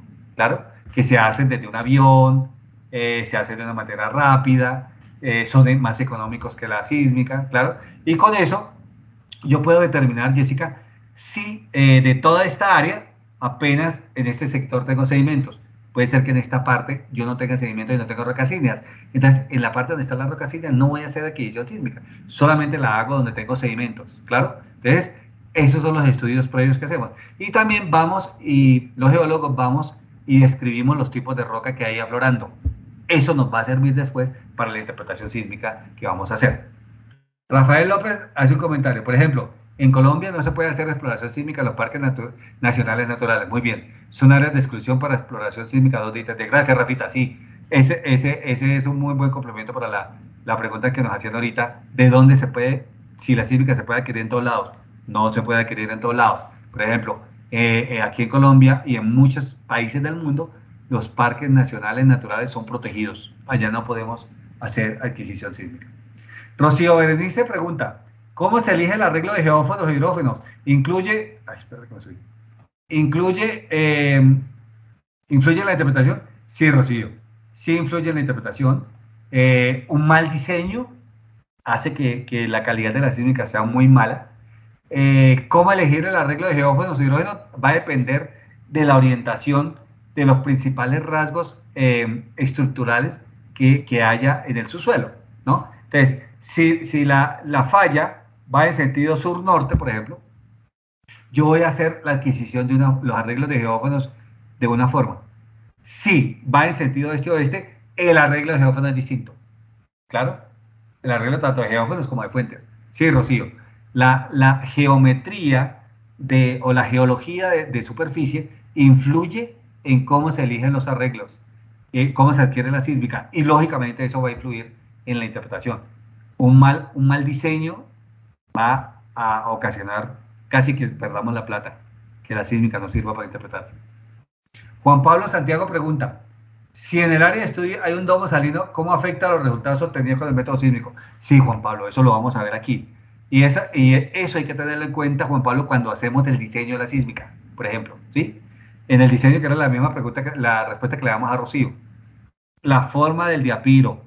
Yo voy a hacer el diseño de la sísmica dependiendo del diapiro, dependiendo de la geometría de las capas que estén contra el diapiro. Todo eso va a afectar en el diseño y lógicamente en la interpretación sísmica. Diego Alejandro Peña pregunta, ¿con el uso método electromagnético podemos diferenciar las propiedades eléctricas donde pueden haber gas e hidrocarburos, las cuales arrojan resistividad más alta? Por lo que, complementándolo con método sísmico, podríamos tener un porcentaje más alto de éxito. Sí, Diego Alejandro, he visto la aplicación de eso en algunos sitios con muy buenos resultados, sí. Sí, básicamente, cuando yo decía de que inventen una metodología, yo creo que la metodología para poder predecir que si el servidor fuera un pozo, con el 100% de seguridad va a encontrar petróleo, digo Alejandro, va a ser unir varias metodologías en una. Unir el método electromagnético con el método sísmico, con el método gravimétrico, con el método resistivo, porque la resistividad también cambia, si es agua o si es petróleo, también la resistividad cambia. Entonces digo Alejandro, todos eso, yo creo que uniendo diferentes metodologías podemos llegar a reducir el riesgo. Esa es una buena herramienta. Luis Alberto Ruiz pregunta, ¿cuál sería la diferencia más significativa en el caso de los filtros utilizados al momento de hacer el procesamiento de la sísmica terrestre y la sísmica marina? Uy, Luis Humberto, eso ya es una pregunta de procesamiento sísmico compleja. Ahorita más adelante yo voy a intentar dar algo de respuesta, pero básicamente cuando uno adquiere cuando uno procesa la sísmica, ahí uno hace lo que llaman los filtros in, filtros out, todo eso se tiene en cuenta para hacer el display final de la sísmica después del procesamiento, Luis Humberto. Eso es un curso de procesamiento sísmico que no está contemplado aquí en lo que vamos a ver hoy, pero tengo varios amigos que pueden dictar ese curso. Yair Alfredo Montejo pregunta, ¿todo el sureste de México es un área compleja y hacia la parte de la llanura costera del Golfo Sur, principalmente? Sí, Yair. Existen distintas cuencas sedimentarias precisamente en esta zona debido a la tectónica y a los límites geológicos por los que es denominada esta zona así, como los eventos originados hace millones de años. Ya, Alfredo, muy bueno tu comentario. Sí, especialmente el diatirismo produce cuencas, llamamos pequeñas, que hacen muy complejo la interpretación sísmica en ese sector. Sí, ya, estoy de acuerdo contigo. Alfredo Cisneros Argüelles pregunta, ¿qué tan esencial es la polaridad por convención de la ondícula sísmica en la interpretación? ¿Hay un estándar dedicado a específico? Eso lo vamos a ver más adelante, Alfredo. Sí, la polaridad, algunos intérpretes usamos polaridad normal, otros polaridad inversa. Algunos autores nos gusta, como mencionaban antes, una ondícula fase cero, a otros les gusta la ondícula fase mínima. No hay un estándar en esos sentidos, cada intérprete lo usa como quiere. Claro. Yo diría que lo más aceptado, Alfredo, es la onda fase cero, la ondícula fase cero, con una polaridad inversa. En el caso de ustedes, la inversa funciona bastante bien para hacer el contraste con la sal. Eso lo vamos a ver más adelante, Alfredo. Bueno, creo que ya respondí todas las preguntas. Estuvieron muy buenas las preguntas. Algunas las vamos a responder más adelante. Entonces, Leonardo Sierra dice, muy interesante. Y mejor las preguntas de los compañeros. ¿Qué valor tienen las líneas de refracción antiguas en zonas no productivas? ¿Pueden mejorarse con procesamientos nuevos? Gracias. Sí, Leonardo, hay muchos programas adquiridos antiguos que con las nuevas tecnologías se está obteniendo mucha información de ellos.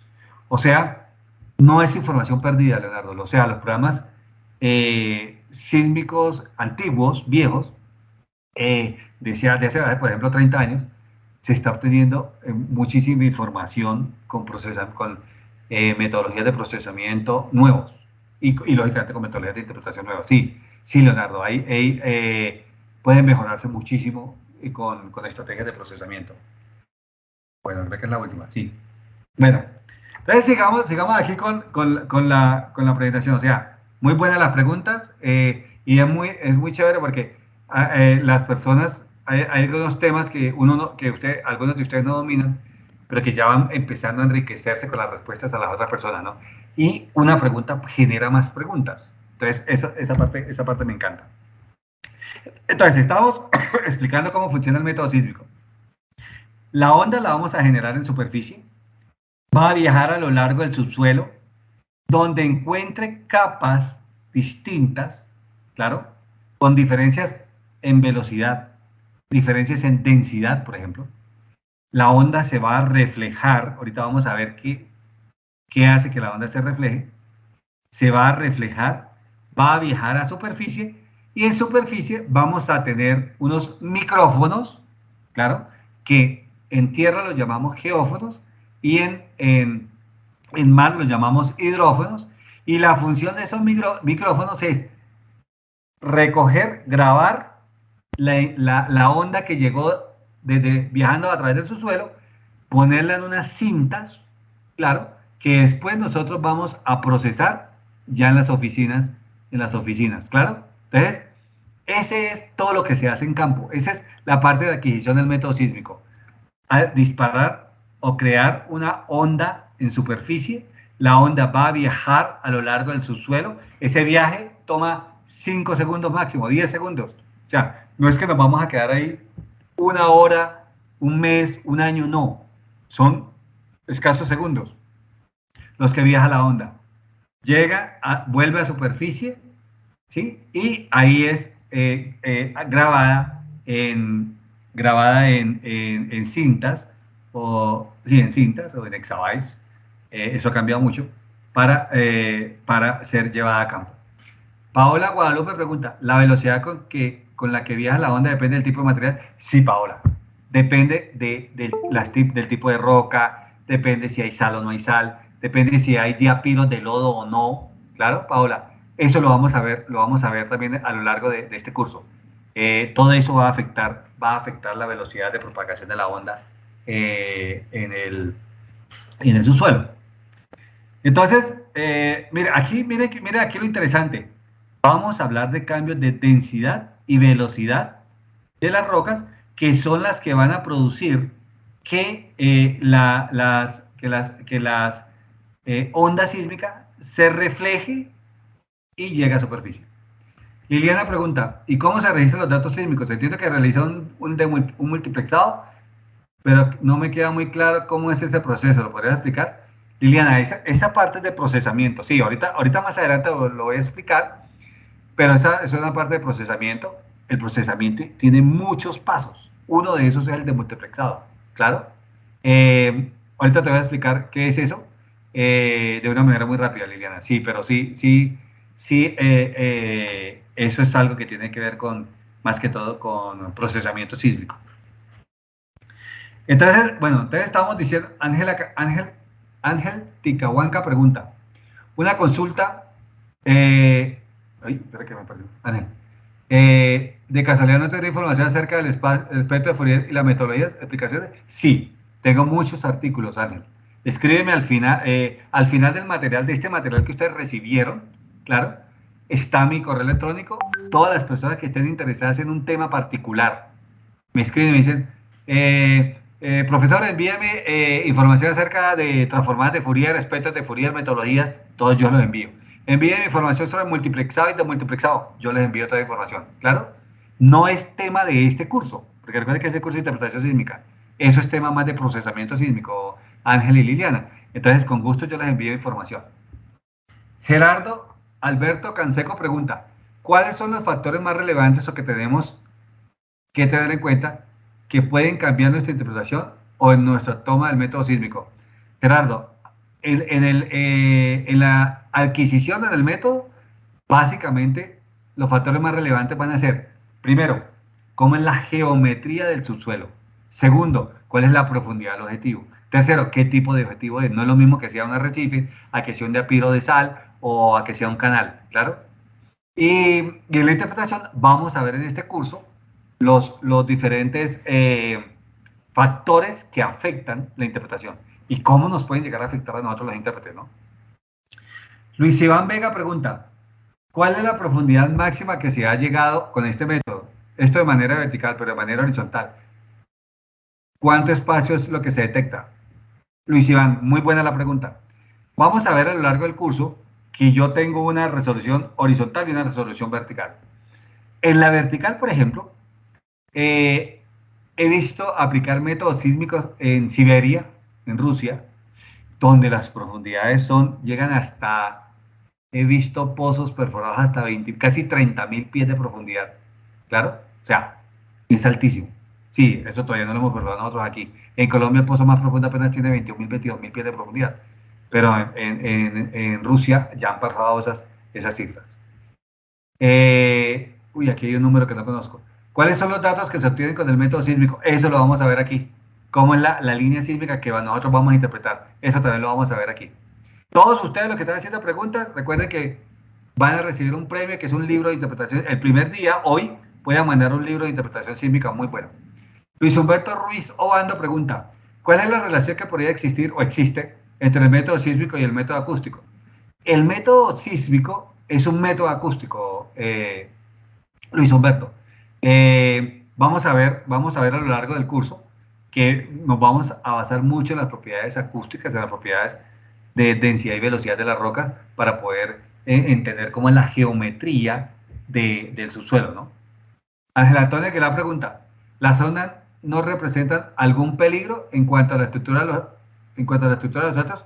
No, Ángel, son básicamente lo que sí vas a sentir cuando se hace el camión vibrando, vas a sentir de que pues, la Tierra se va a mover, vas a sentir un pequeño temblor, no tanto un terremoto así, pero sí vas a sentir como pequeños temblores, Ángel. Algunas veces, algunas casas viejas se caen, producto de la onda, claro, y entonces ahí es donde entramos nosotros a reparar. Pero en general el peligro es mínimo de la adquisición sísmica. No se contaminan los acuíferos, como se dice la culpa de la sísmica, no se dañan los acuíferos, las aguas subterráneas no se afectan, eso que están diciendo eso es falso, ¿cierto? Alondra Medina pregunta, qué gusto saludarte de nuevo, Alondra, me encanta verte que esté ahí. Ese pozo en Siberia, ¿qué fines tenía? Alondra, te puedo mandar ese artículo, muy bueno. Básicamente el fin era conocer cómo era la estratigrafía a lo largo de esa cuenca en Siberia. Esos son pozos exploratorios. Los pozos exploratorios normalmente son más profundos que los pozos de producción, porque una vez tú perforas un pozo exploratorio bien profundo y encuentras petróleo a la mitad del pozo, los siguientes pozos ya los perforas hasta donde encontraste el petróleo, no van hasta la profundidad final, Alondra. Entonces, es un pozo que tenía, su fin era entender cómo era la estratigrafía de las rocas que estaban en esa cuenca. Luis Iván Vega pregunta, en un proyecto, ¿cuántas personas son las que realizan la interpretación para dar algo definitivo? ¿Qué tanto varía la interpretación entre una persona y otra? Uy, Luis Iván, muy buena pregunta. Muy buena pregunta. Yo podría llegar a decirte, Luis Iván, que dependiendo del número de intérpretes, hay un número de modelos. O sea, esa es una ventaja que tiene la geología y la geofísica. No es como la ingeniería que 2 más 2 es 4. No, aquí una interpretación puede generar varios modelos. Incluso el intérprete puede generar diversos modelos. Yo, por ejemplo, normalmente genero varios modelos a partir de una interpretación sísmica. Eso pasa, Luis Iván. Sí. Cristóbal Córdoba pregunta, ¿cuánto cuesta la perforación de un pozo? Saludos desde México. Cristóbal, eso varía mucho. Por ejemplo, un pozo como Sama, el descubrimiento ese que mencioné al principio, que está offshore, ese pozo costó $100 millones. Claro, $100 millones, Cristóbal costó. Mientras que un pozo, por ejemplo, que yo vi perforar ahí en Villahermosa, eran pozos someros, eran pozos a 5.000 pies. Esos pozos no pasaban de $5 millones por cada. Entonces, mira la comparación, Cristóbal, ¿no? De 5 millones en Villahermosa a $100 millones allá en la cuenca sureste. O sea, eso es Cristóbal, un montón de plata, ¿no? Imagínese, Cristóbal, uno invertir toda esa plata y que el pozo salga seco. Eso pasa. $100 millones, diríamos así vulgarmente, tirados a la basura. Aunque no es tirados a la basura porque entendemos que se obtiene información, ¿no? Del pozo. Miguel Ángel Sánchez pregunta, buenas tardes. ¿Aproximadamente cuánto es el tiempo de adquisición con este método y un intérprete está presente en este paso? Miguel Ángel, normalmente los intérpretes no estamos presentes cuando se hace la adquisición. Son equipos distintos. Hay un equipo que hace la adquisición, otro equipo que hace el procesamiento y después otro equipo que hacemos la interpretación, Miguel Ángel. Normalmente la interpretación la hacemos geólogos o geofísicos, mientras que la adquisición, ahí hay de todo. Hay desde topógrafos, hay muchas profesiones ahí, ¿no? Entonces, Miguel Ángel, ¿cuánto tiempo pasa? Por ejemplo, la adquisición puede tomar 3 meses dependiendo del tamaño de la sísmica. Si son, por ejemplo, bueno, depende, y eso es muy, muy subjetivo. Si son unos 200 kilómetros cuadrados, eso puede tomar de 6 meses a un año, siendo pesimista.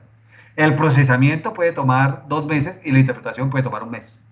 ¿Claro? Entonces, más o menos Miguel, esos son los tiempos.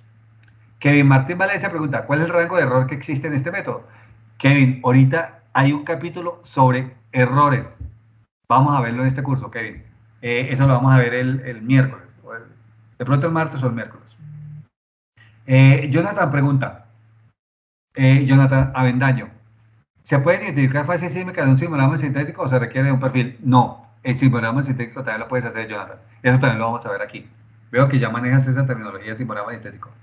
Alejandra Cruz, un gusto saludarlo, retomando lo que menciona de los modelos. ¿Cómo saber cuál es el correcto? Uy, Alejandro, ahí sí, el único juez que puede decir cuál es el modelo correcto es el taladro o la broca. O sea, cuando usted perfora el pozo, se da cuenta de que el modelo que usted interpretó si era o no era. ¿Claro? Y eso ha pasado, Alejandro. Se han perforado pozos que el modelo es completamente distinto al modelo que se interpretó en la sísmica. O sea, eso pasa, claro. Como hay otro modelo, hay otros pozos que cuando se perforan encuentran exactamente el modelo que el intérprete predijo. ¿Claro? Entonces, ahí es muy subjetivo, Alejandro. Yo creo que ahí, como decía un amigo mío, el juez es la broca, el pozo que está perforando. Ese es el que dice si el modelo era correcto o no era correcto. Esmeralda Ángeles pregunta, hola, dije, ¿hasta qué edad de deposición han llegado a hacer una buena interpretación? Uy, Esmeralda, yo he visto modelos que han interpretado sedimentos precámbricos. Por ejemplo, aquí en Colombia, en el Gran de Arauca, cuando estábamos con Pacífico Rubiales, perforamos un pozo que llegó hasta sedimentos precámbricos. O sea, esos son más de 500 millones de años de edad tenía esos sedimentos, ¿no? Eso es lo que llaman ¿cómo es el Andicarian? Bueno, yo soy muy malo con los nombres. Pero Esmeralda, la edad de los depósitos que se ven con la sísmica pueden ser hasta muy antiguos. Gustavo Navarro pregunta, saludos desde México. Gracias, Gustavo. Excelentes datos los que nos comparte. Mi pregunta es, ¿cuál de todos los modelos que usted llegue a interpretar de una sección toma como el elegido? Uy, Gustavo, yo he tenido que tomar decisiones difíciles. Porque, por ejemplo, en La Guajira, aquí en Colombia, hace muchos años, hice una interpretación y daba un modelo. Y hice otra interpretación y me daba otro modelo. Y pues yo le dije a mi jefe, tengo estos dos modelos, uno era con unas fallas de rumbo y la otra era con fallas normales. Entonces, Gustavo, ahí le dije a mi jefe, vea, según este modelo, el pozo debía estar aquí. Según este modelo, el pozo debía estar aquí. Entonces mi jefe me dijo, ¿con cuál encontramos más petróleo? ¿Con este modelo o con este modelo? Yo le dije, con este modelo. Digo, entonces usemos ese modelo. Y lo perforamos y el modelo salió algo parecido a este, muy distinto al otro. Claro, Gustavo. Pero teníamos muy poca información, la sísmica no era buena, pero eso pasa, Gustavo. O sea, a veces uno hace varios modelos y tiene que tomar una decisión para tomar el pozo, para perforar el pozo. Luis Iván Vega pregunta, si mal no recuerdo, en un promedio de $100 por metro perforado, el costo depende de la profundidad y cómo se termina. Esto es en México. Sí, sí, Luis Iván. Los 100 millones de dólares varían mucho y depende de a $100. Bueno, $100 por metro perforado, sí. Luis Iván, eso varía si lo que está perforando es en tierra o lo que está perforando es en mar. Eso es la primera. Segundo, si lo está perforando en tierra, por ejemplo, varía si está perforando en una zona muy compleja estructuralmente, como por ejemplo el sur de Villahermosa, o en una zona muy tranquila estructuralmente, también varían los $100 por metro, la cantidad de dólares por metro perforado. Pero sí, hay muchos factores que afectan eso, Luis Iván. Y últimamente el precio del petróleo. Uno no cree, pero cuando el precio del petróleo está bajo, Luis Iván, nadie perfora. Entonces, las compañías de perforación cobran barato. Ahorita que el precio del petróleo está alto, la, hay mucha perforación, hay mucha demanda de taladros de perforación. Entonces, como ahí se maneja la oferta y la demanda, claro. Cuando hay mucha demanda de taladros, el precio se sube. Cuando hay poca demanda de taladros, el precio se baja. Entonces, hay muchos factores, Luis Iván, que afectan ahí. Ahorita con la crisis de la pandemia, los precios de perforación se bajaron, terribles. María del Pilar Ruiz pregunta, si cada intérprete saca un modelo diferente, ¿cómo selecciona el modelo final? Sí, María del Pilar. A veces nos toca hacer una reunión, un trabajo en equipo y decidir cuál modelo escogemos, cuál modelo puede llegar a ser más aceptado al área. Pero sí, María del Pilar, hay momentos en los que no nos ponemos de acuerdo y le toca al jefe tomar la decisión. Canto Cruz, buenas tardes. Sobre el ruido al adquirir los datos, ¿cómo se podría evitar o solo es el filtro de procesamiento? Cantú, hay muchos ruidos que se pueden quitar después con el procesamiento, pero hay ruidos que no. Por ejemplo, sísmica, a mí me pasó una vez en una sísmica en tierra, en el sector del Valle Medio del Magdalena. Eran potreros, o sea, había mucho ganado, muchas vacas. Y las vacas se comían los geófonos. Entonces fuimos a hacer una adquisición, fuimos a adquirir, y había un geófono que antes de disparar la fuente sísmica, el geófono se movía. Y decía, no, pero el geófono no puede estar registrando nada porque el geófono debe estar quieto, o sea, todavía no se ha movido la onda, no le ha llegado la onda. Y fuimos a ver y efectivamente era una vaca comiéndose eso geófono. Entonces, eso no se puede, si usted no se dio cuenta, ese ruido después toca es matarlo, ¿no? Pero hay algunos filtros que sí lo podemos quitar en procesamiento. ¿Cómo cuáles? Tanto en México como en Colombia y casi que en toda Sudamérica, excepto abajo el sur, Argentina, nosotros tenemos la frecuencia eléctrica es de 60 Hz.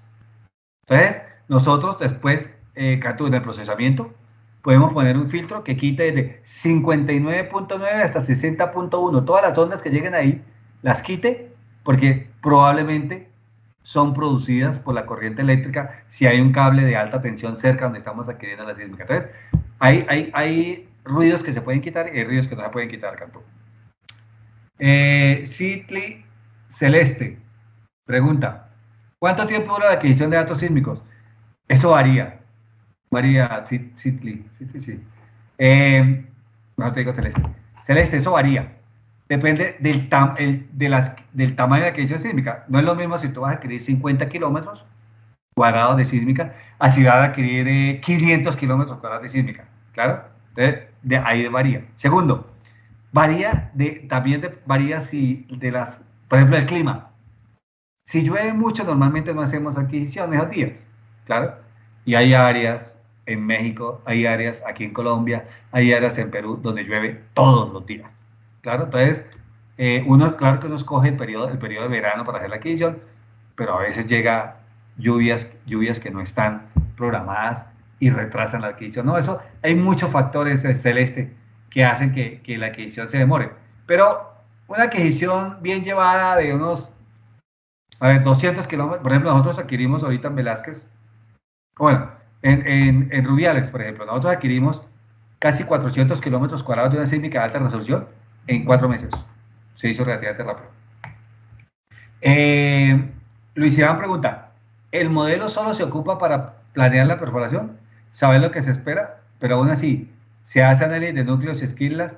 El modelo solo es un apoyo para la perforación y las dificultades que se puedan tener. Muy bien, sí, Luis Iván, ese comentario está muy chévere. Sí, uno intenta, cuando va a hacer el modelo sísmico, para planear la perforación, uno mira los pozos que están alrededor, uno analiza los corazones de los pozos que están alrededor, o sea, intenta que en el modelo sísmico, en la interpretación, ustedes tengan, para hacer la perforación, ustedes involucren la mayor cantidad de disciplinas. O sea, involucren geoquímica, involucren estratigrafía, involucren petrografía, todo para reducir el riesgo exploratorio. Sí, Iván, eso es muy cierto. Alan Mena pregunta, buenas tardes, saludos de Carmen Campeche. Uy, Carmen, muy rico, se come muy rico allá, yo estuve allá. ¿Cuáles son las complicaciones más comunes en la adquisición de datos sísmicos marinos? Alan, hay un problema y es el oleaje, claro. Por ejemplo, en una adquisición sísmica que nosotros hicimos aquí en el Caribe, costa afuera, uy, habían días enteros, Alan, que no podíamos registrar porque el oleaje estaba muy fuerte. Hay un nivel de oleaje que se permite, claro. Si el oleaje está muy fuerte, no se hace adquisición. Ese día no se pierde porque no se puede hacer adquisición. Claro, Alan. Entonces, hay muchos factores que complican la adquisición sísmica. Hay otro, hay otro problema, y eso también nos pasó. Como el barco va adelante, jalando los hidrófonos y las fuentes, ¿no? Y esos son kilómetros de longitud. Entonces, a veces un barco de pescadores pasa por encima de los geófonos y los daña, o los afecta, claro, porque como hay 1 kilómetro, o sea, en el mar a 1 kilómetro no alcanza a ver el barco. Y usted cree que ya pasó y nada, pasó fue por encima de los... Entonces hay muchos factores que complican la adquisición sísmica marina, Alan. Iván Alejandro Tapia dice, los sismos que genera una perturbación son muy fuertes y pueden generar alguna anomalía. Iván Alejandro, normalmente los sismos que generan una perturbación no son muy fuertes, claro. Eso depende, es que hay tantos factores, Iván Alejandro. Por ejemplo, en pozos muy profundos, ya a tanta profundidad los sismos son muy débiles. Si el pozo es somero, puede llegar a ser muy fuerte, claro, en perforación. Pero generalmente los sismos que se generan aquí son imperceptibles para la gente. Los que están alrededor de la fuente sísmica, sí, pero ya cuando uno está a 10 kilómetros de la fuente, normalmente uno no lo percibe. No puede generar esas anomalías que tú estás mencionando ahí. Ariana Carolina pregunta, un gusto saludarte, ingeniero. Aproximadamente, ¿cuántas veces se realiza el proceso de propagación de ondas para obtener datos más precisos? ¿O con una vez es suficiente? Ariana Carolina, normalmente, por ejemplo, en este caso, el camión dispara en un solo punto y se mueve al siguiente, ¿claro?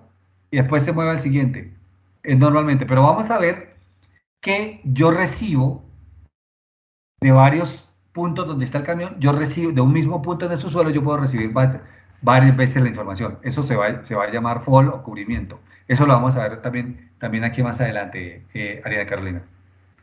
Fanny Cristel Valenzuela pregunta, ¿en qué software se puede realizar el modelamiento del sistema petrolero, ya sea 1D o 3D? ¿Y qué datos se necesitan para hacerlo? Fanny Cristel, el modelamiento del sistema petrolero se hace en un software, el más conocido, es un software que tiene su nombre que se llama Petromoto. Es el que yo he visto usar. Yo no hago sistemas de modelamiento petrolero, yo hago interpretación sísmica. Entonces, el sistema de modelamiento petrolero en 1.2 o en 1D, 2D o 3D se hace en Petromoto. Eso no es de este tema, pero recuerda que yo aquí respondo todas las preguntas. ¿Y qué datos se necesitan, Fanny Cristel? Vas a necesitar datos de pozos, de topes de pozos, vas a necesitar datos de gradientes geotérmicos, vas a necesitar datos de madurez química, geoquímica, vas a necesitar muchos datos, Fanny Cristel. Ese es otro curso que también tengo una persona que lo dicta bastante bien, Olga la Deslombre. Diana Sofía Celis pregunta, ¿algún tip para saber cuándo es ruido y cuándo no a la hora de interpretar? Sí, Diana Sofía, y eso lo vas a aprender aquí. Eso es una de las partes que yo, en este curso, a usted les va a quedar muy claro. ¿Qué es ruido y qué no es ruido? ¿Claro? Porque usted es un buen intérprete, tiene que saber identificar si está interpretando un ruido o no está interpretando un ruido. Sí, Diana, eso lo vamos a ver aquí en este curso. Juan Antonio, un gusto saludar al ingeniero. Mi pregunta es, ¿en qué tipo de archivo Uy, pero qué saltó. ¿En qué tipo de archivo de sísmica se guarda la sísmica? muy buena, Juan Antonio, muy buena pregunta también. Usamos un formato que se llama SET-Y. SEC significa Society of Exploration Geophysics, que es la sociedad que estableció el estándar para almacenar este tipo de datos. O sea, para que los datos que se adquieren en China, los datos que se adquieren en México, los datos que se adquieren en Colombia, todos queden grabados en un mismo formato. ¿Claro? Entonces por eso se llama SEC, que significa SEG, Society of Exploration Geophysics. Y hay varios formatos. Para campo está el formato SEC-B, para ya procesadas es el formato SEC-Y, ¿claro? Entonces hay varios formatos que usamos. Eduardo Guerrero pregunta, ¿la interpretación sísmica debe hacerse por varias personas o también puede ser que una sola persona lo haga? Eduardo, normalmente lo hace una sola persona, eh, pero porque pues lógicamente hay un solo mouse en el computador, pero a veces en zonas complejas podemos tener dos personas al lado, otras personas, varias personas al lado, diciendo, oiga, la falla va por aquí o va por aquí o no es así, o eso se puede hacer. Pero normalmente lo hace una sola persona. La Cariza Fajardo pregunta, al momento de realizar el modelo, si no contamos con algunos datos de disciplina, ¿eso qué puede afectar a mi modelo? Uy, la Cariza, sí. Eso afecta en que el modelo va a tener una incertidumbre mayor. Entonces, por ejemplo, si tú no tienes, no sabes el tipo de roca que hay o no sabes si en el área que estás interpretando existen domos de sal, por ejemplo. Claro, tú puedes llegar a decir, uy, y puedes ver algo así como sal, pero tú no sabes porque no tienes información. Claro, entonces eso va a reducir la, la, la, la certidumbre del pozo o va a aumentar la incertidumbre del modelo que estás definiendo. Claro. Luis Iván Vega pregunta, habla de qué factores climáticos retrasan la perforación o la toma de datos sísmicos a la hora de hacer el presupuesto. ¿Cómo, a la hora de hacer el presupuesto, cómo se consideran esos factores que retrasan actividades, ya que estos equipos se rentan y a veces también los cobran por día o uso por hora? Sí, sí, Luis Iván, muy buena la pregunta. Eso, ahí nos toca manejar un porcentaje del presupuesto como imprevistos, ¿claro? Alguna persona maneja el 10%, otra persona manejamos el 20%. He visto en algunos proyectos que manejan hasta el 30% de imprevistos. Claro. Entonces, si tu programa sísmico te va a costar 50 millones de dólares, tú manejas un 30% sobre ese valor de imprevistos. Claro. Y le dices en la cotización le dices al cliente, vea, hay un 30% de imprevistos ahí. Puede ser que nunca esos imprevistos se den, claro, porque puede ser que nunca haya un huracán, que nunca las olas estén fuertes, entonces la adquisición se puede hacer sin problema y entonces le va a salir más barato la adquisición sísmica al cliente y eso es bueno porque él se va a poner contento, ¿no? Leonardo Sierra pregunta, ¿qué software de interpretación de nivel se recomienda para iniciar? Hace unos pocos años se hablaba de software libre y gratis como OpenDetect. Gracias. Leonardo, hay muchos software libres como OpenDetect, son buenos. No hacen muchas cosas que hacen los otros software. Ya hoy en día hay software como Geographics, Kingdom, Petrel. El Petrel es costoso. Decision Space es como el más sofisticado. Decision Space y eso es carísimo, ¿no? Entonces, hay muchos software libres. OpenDetect yo lo recomiendo porque es libre y es gratis, pero ustedes se consiguen, yo no sé cómo hacen, pero ustedes se consiguen las licencias de Petrel, por ejemplo, gratis.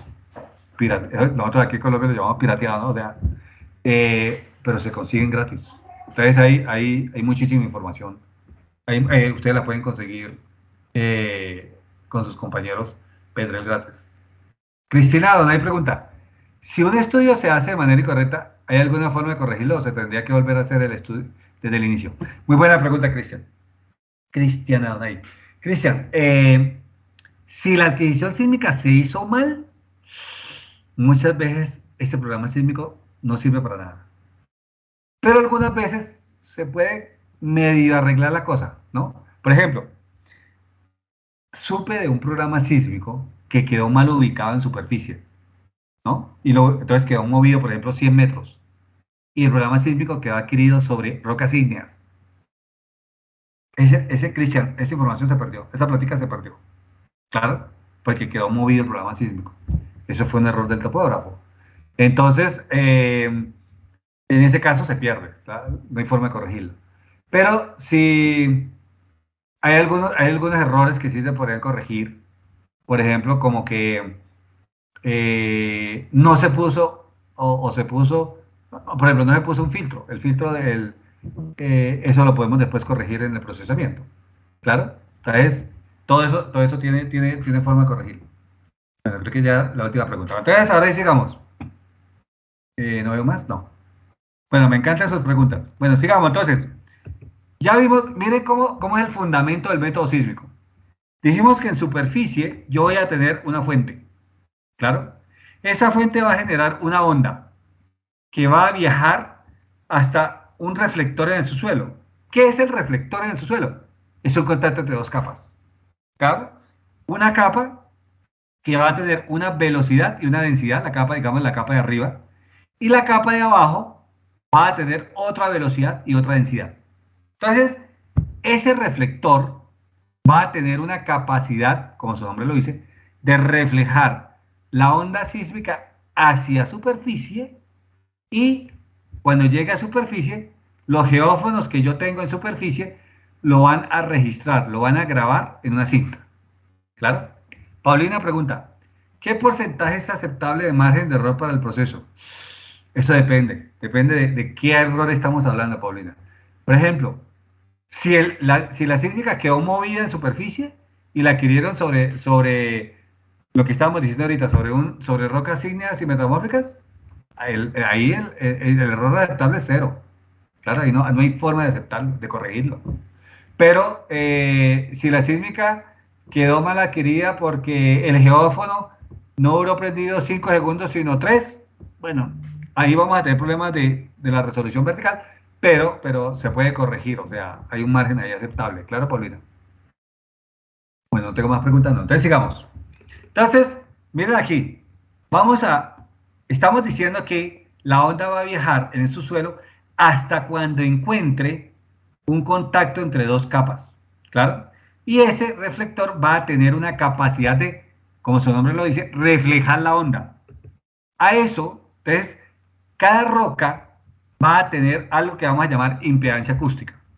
O sea, la roca, por ejemplo, 1 va a tener una impedancia acústica. ¿Qué es impedancia acústica? Es solamente la velocidad por la densidad. ¿Claro? Entonces, una roca puede tener una impedancia acústica. Miren, la roca de arriba va a tener velocidad 1 por densidad 1 y la roca de abajo va a tener una impedancia acústica que va a ser la velocidad de la roca 2 por la densidad de la roca 2. Fácil. ¿Claro? Eso es importante que lo entiendan. Cada roca tiene una impedancia acústica y esa impedancia va a depender de la velocidad y la densidad de la roca. Sencillo, ¿claro? Y este reflector o ese contacto entre esas dos rocas va a tener un coeficiente de reflexión, que lo vamos a llamar CR, que va a ser, miren, la impedancia acústica de la capa 2, o sea, la que está debajo, menos la impedancia acústica de la capa 1, o sea, la que está arriba, sobre la suma de las impedancias. Fácil. Esa es la matemática más compleja que vamos a ver en este curso. Y lógicamente, si yo reemplazo la impedancia acústica por velocidad y densidad, miren que va a ser la velocidad 2 por la densidad 2 menos la velocidad 1 por la densidad 1 sobre la suma de la velocidad 2 densidad 2 por más velocidad 1 densidad 1. Fácil. ¿Claro? Aquí tengo unas preguntas. Luis Iván Vega pregunta, me imagino que la laminación no se detecta en este método y menos cuando son grandes profundidades. ¿Cuál es el espesor mínimo de un estrato que debe detectar el método? Partiendo de que se considera estrato cuando es el espesor mayor a 1 centímetro. Muy buena pregunta, Luis Iván. Vamos a ver resolución sísmica mañana martes o de pronto el miércoles. Y ahí vamos a dar respuesta a eso. Porque dependiendo de la profundidad, la resolución va a cambiar. ¿Claro? Miguel Ángel Torres pregunta, ¿qué consideraciones se deben tomar en cuenta si el reflector se trata de una discordancia? Muy buena pregunta, Miguel Ángel. Eso también lo vamos a ver aquí. Porque aquí estamos asumiendo que la capa de arriba es continua y la capa de abajo es continua. Pero vamos a ver cuando tenemos discordancias, y la discordancia es angular, por ejemplo, vamos a ver qué consideraciones hay que tener ahí en cuenta. Eso lo vamos a ver también más adelante, Miguel Ángel. Emanuel pregunta, ¿las ondas sísmicas son inyectadas en diagonal, como se mostró en la imagen? Bueno, Emanuel, la fuente, como lo teníamos aquí, creo que lo teníamos aquí antes, bueno, no. La fuente va a disparar una onda que es esférica, ¿claro? Bueno, o semiesférica, media esfera debajo de la fuente, alrededor de la fuente. Y entonces la onda va a viajar en todos los sentidos, Miguel Ángel, o sea, digo, Emanuel. La onda va a viajar en todos los sentidos, va a viajar una parte, esa semiesfera va a empezar a viajar por el subsuelo, entonces va a llegar a este lado, va a llegar allá, va a llegar al sur, va a llegar al norte, va a llegar a todos los lados, Emanuel. Aquí, lógicamente, he escogido que llega hasta un punto determinado para facilitar la explicación. Pero sí, lógicamente, ella se va a proyectar o se va a difundir en el subsuelo como una semiesfera. Juan Diego Sánchez pregunta, ¿las ondas se propagan radialmente del subsuelo? Sí. Bueno, radialmente, o sea, son como esferas, la misma pregunta que estábamos haciendo, la misma respuesta que le estamos haciendo a Manuel Juan Diego. Es una semiesfera que se empieza a propagar a lo largo de todo el subsuelo. Bueno, entonces estábamos viendo que el contacto entre dos rocas va a tener lo que se llama un coeficiente de reflexión. ¿Claro? Analicemos esta ecuación. Miren, analicemos esta ecuación. Facilito. ¿Qué pasa si las dos impedancias son iguales? El coeficiente de reflexión es cero. Eso significa que la interfase entre dos rocas que tengan coeficiente de reflexión cero no va a ser visto por el método sísmico. Porque esa interfase no va a ser capaz de reflejar la onda hacia superficie. O sea, otra vez repito, un contacto entre dos rocas que tengan la misma impedancia acústica no va a poder ser visto por el método sísmico, porque no tiene coeficiente de reflexión. No va a generar una onda que se refleje hacia superficie. ¿Claro? Entonces debemos buscar que el coeficiente de reflexión sea lo mayor posible para que pueda reflejar la onda que va a llegar a superficie. Si el coeficiente de reflexión es cero, vea, como dice mi hija, tuki tuki lulu papá, eso no se ve en el método sísmico. Esa interfase es transparente en el método sísmico. ¿Claro? Entonces ya ustedes empiezan a ver limitantes en el método sísmico. Pero ustedes me van a decir, pero es que para que sea la impedancia acústica igual tiene que ser la misma roca. No obligatoriamente. Hay rocas que tienen velocidades altas y densidades bajas, como la sal, claro, ya entonces se empiezan a ver, y por ejemplo, puede llegar la sal puede tener una velocidad muy alta y una densidad muy baja, y puede ser igual a una arena, por ejemplo, que esté impregnada con gas. La impedancia acústica de una arena con gas puede llegar a ser igual a la impedancia acústica de un diapiro de sal. Y ahí, el contacto entre los dos, yo no lo puedo ver, porque el coeficiente de reflexión de ese contacto entre esas dos rocas es cero. ¿Claro? Entonces ya ustedes empiezan a decir, ya ustedes empiezan a ver limitantes del método sísmico que me habían preguntado antes. Hay muchas limitantes del método sísmico. Si el coeficiente de reflexión es cero, de un contacto, de un reflector, de un contacto entre dos rocas, ese contacto no va a ser poder visto por el método sísmico. Va a ser transparente el método sísmico. ¿Claro? Entonces, ya vieron el análisis, ¿no? Puede ser que dos rocas sean distintas, pero por la velocidad y la densidad de una, puede ser que tenga velocidad alta, densidad baja, y es que tenga una velocidad normal y una densidad normal, y las dos impedancias pueden ser acústicas, sin ser el mismo tipo de roca. Bueno, sigamos. Digamos que nos quedan 2 minutos de clase hoy. Entonces, miren, yo disparé en la fuente 1, o sea, source, esto es en inglés, y la onda llegó hasta este punto en el subsuelo, y después la recibí en el receptor 1, en el geófono 1. Después moví el camión o el vibro, disparé acá, la onda llegó hasta el mismo punto en el subsuelo y la recibí en otro geófono. Después volví a mover el camión vibrador hasta la posición número 3. La onda llegó al mismo punto en el subsuelo y fue recibida por otro geófono.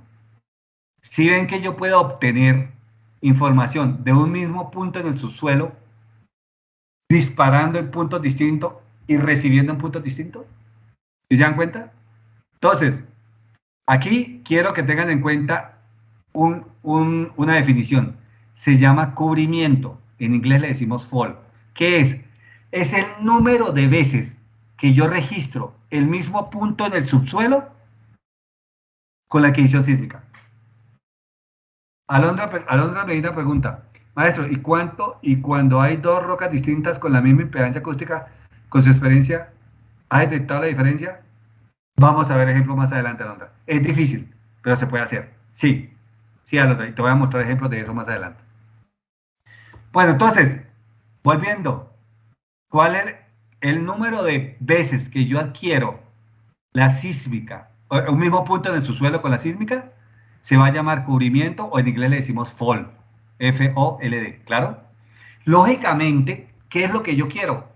Que haya una mayor cantidad de puntos. Bueno, Jessica pregunta, ¿a cuántos metros es la diferencia de puntos o depende del terreno? Jessica, depende del terreno, pero normalmente en terrenos planos, yo puedo tener la separación entre la fuente, por ejemplo, 25 metros, 12.5 metros, claro, puede ser la separación aquí entre disparos, eso depende. Entonces, a mayor, ¿qué es lo ideal? Que yo registre el mismo punto en el subsuelo la mayor cantidad de veces. Y lo doy en porcentajes. Entonces, si yo lo registro 3 veces, digo, el fall o el cubrimiento es 300%. Si lo registro 24 veces, es 2400%. Si lo registro 12 veces, es 1200%. 1200%. ¿Claro? ¿Cuál es el problema? Sí, lo ideal es que yo lo registre muchas veces, pero entre más veces usted lo registre, más costoso su sísmica. Entonces ustedes empiezan a hacer un balance entre resolución, o sea, la cantidad de veces que usted registra un punto y el costo. ¿Claro? Bueno, 7 puntos dejamos aquí. Se nos acabó el tiempo hoy. No veo más preguntas en el chat. Nos vemos mañana otra vez para continuar. No sé si Liliana o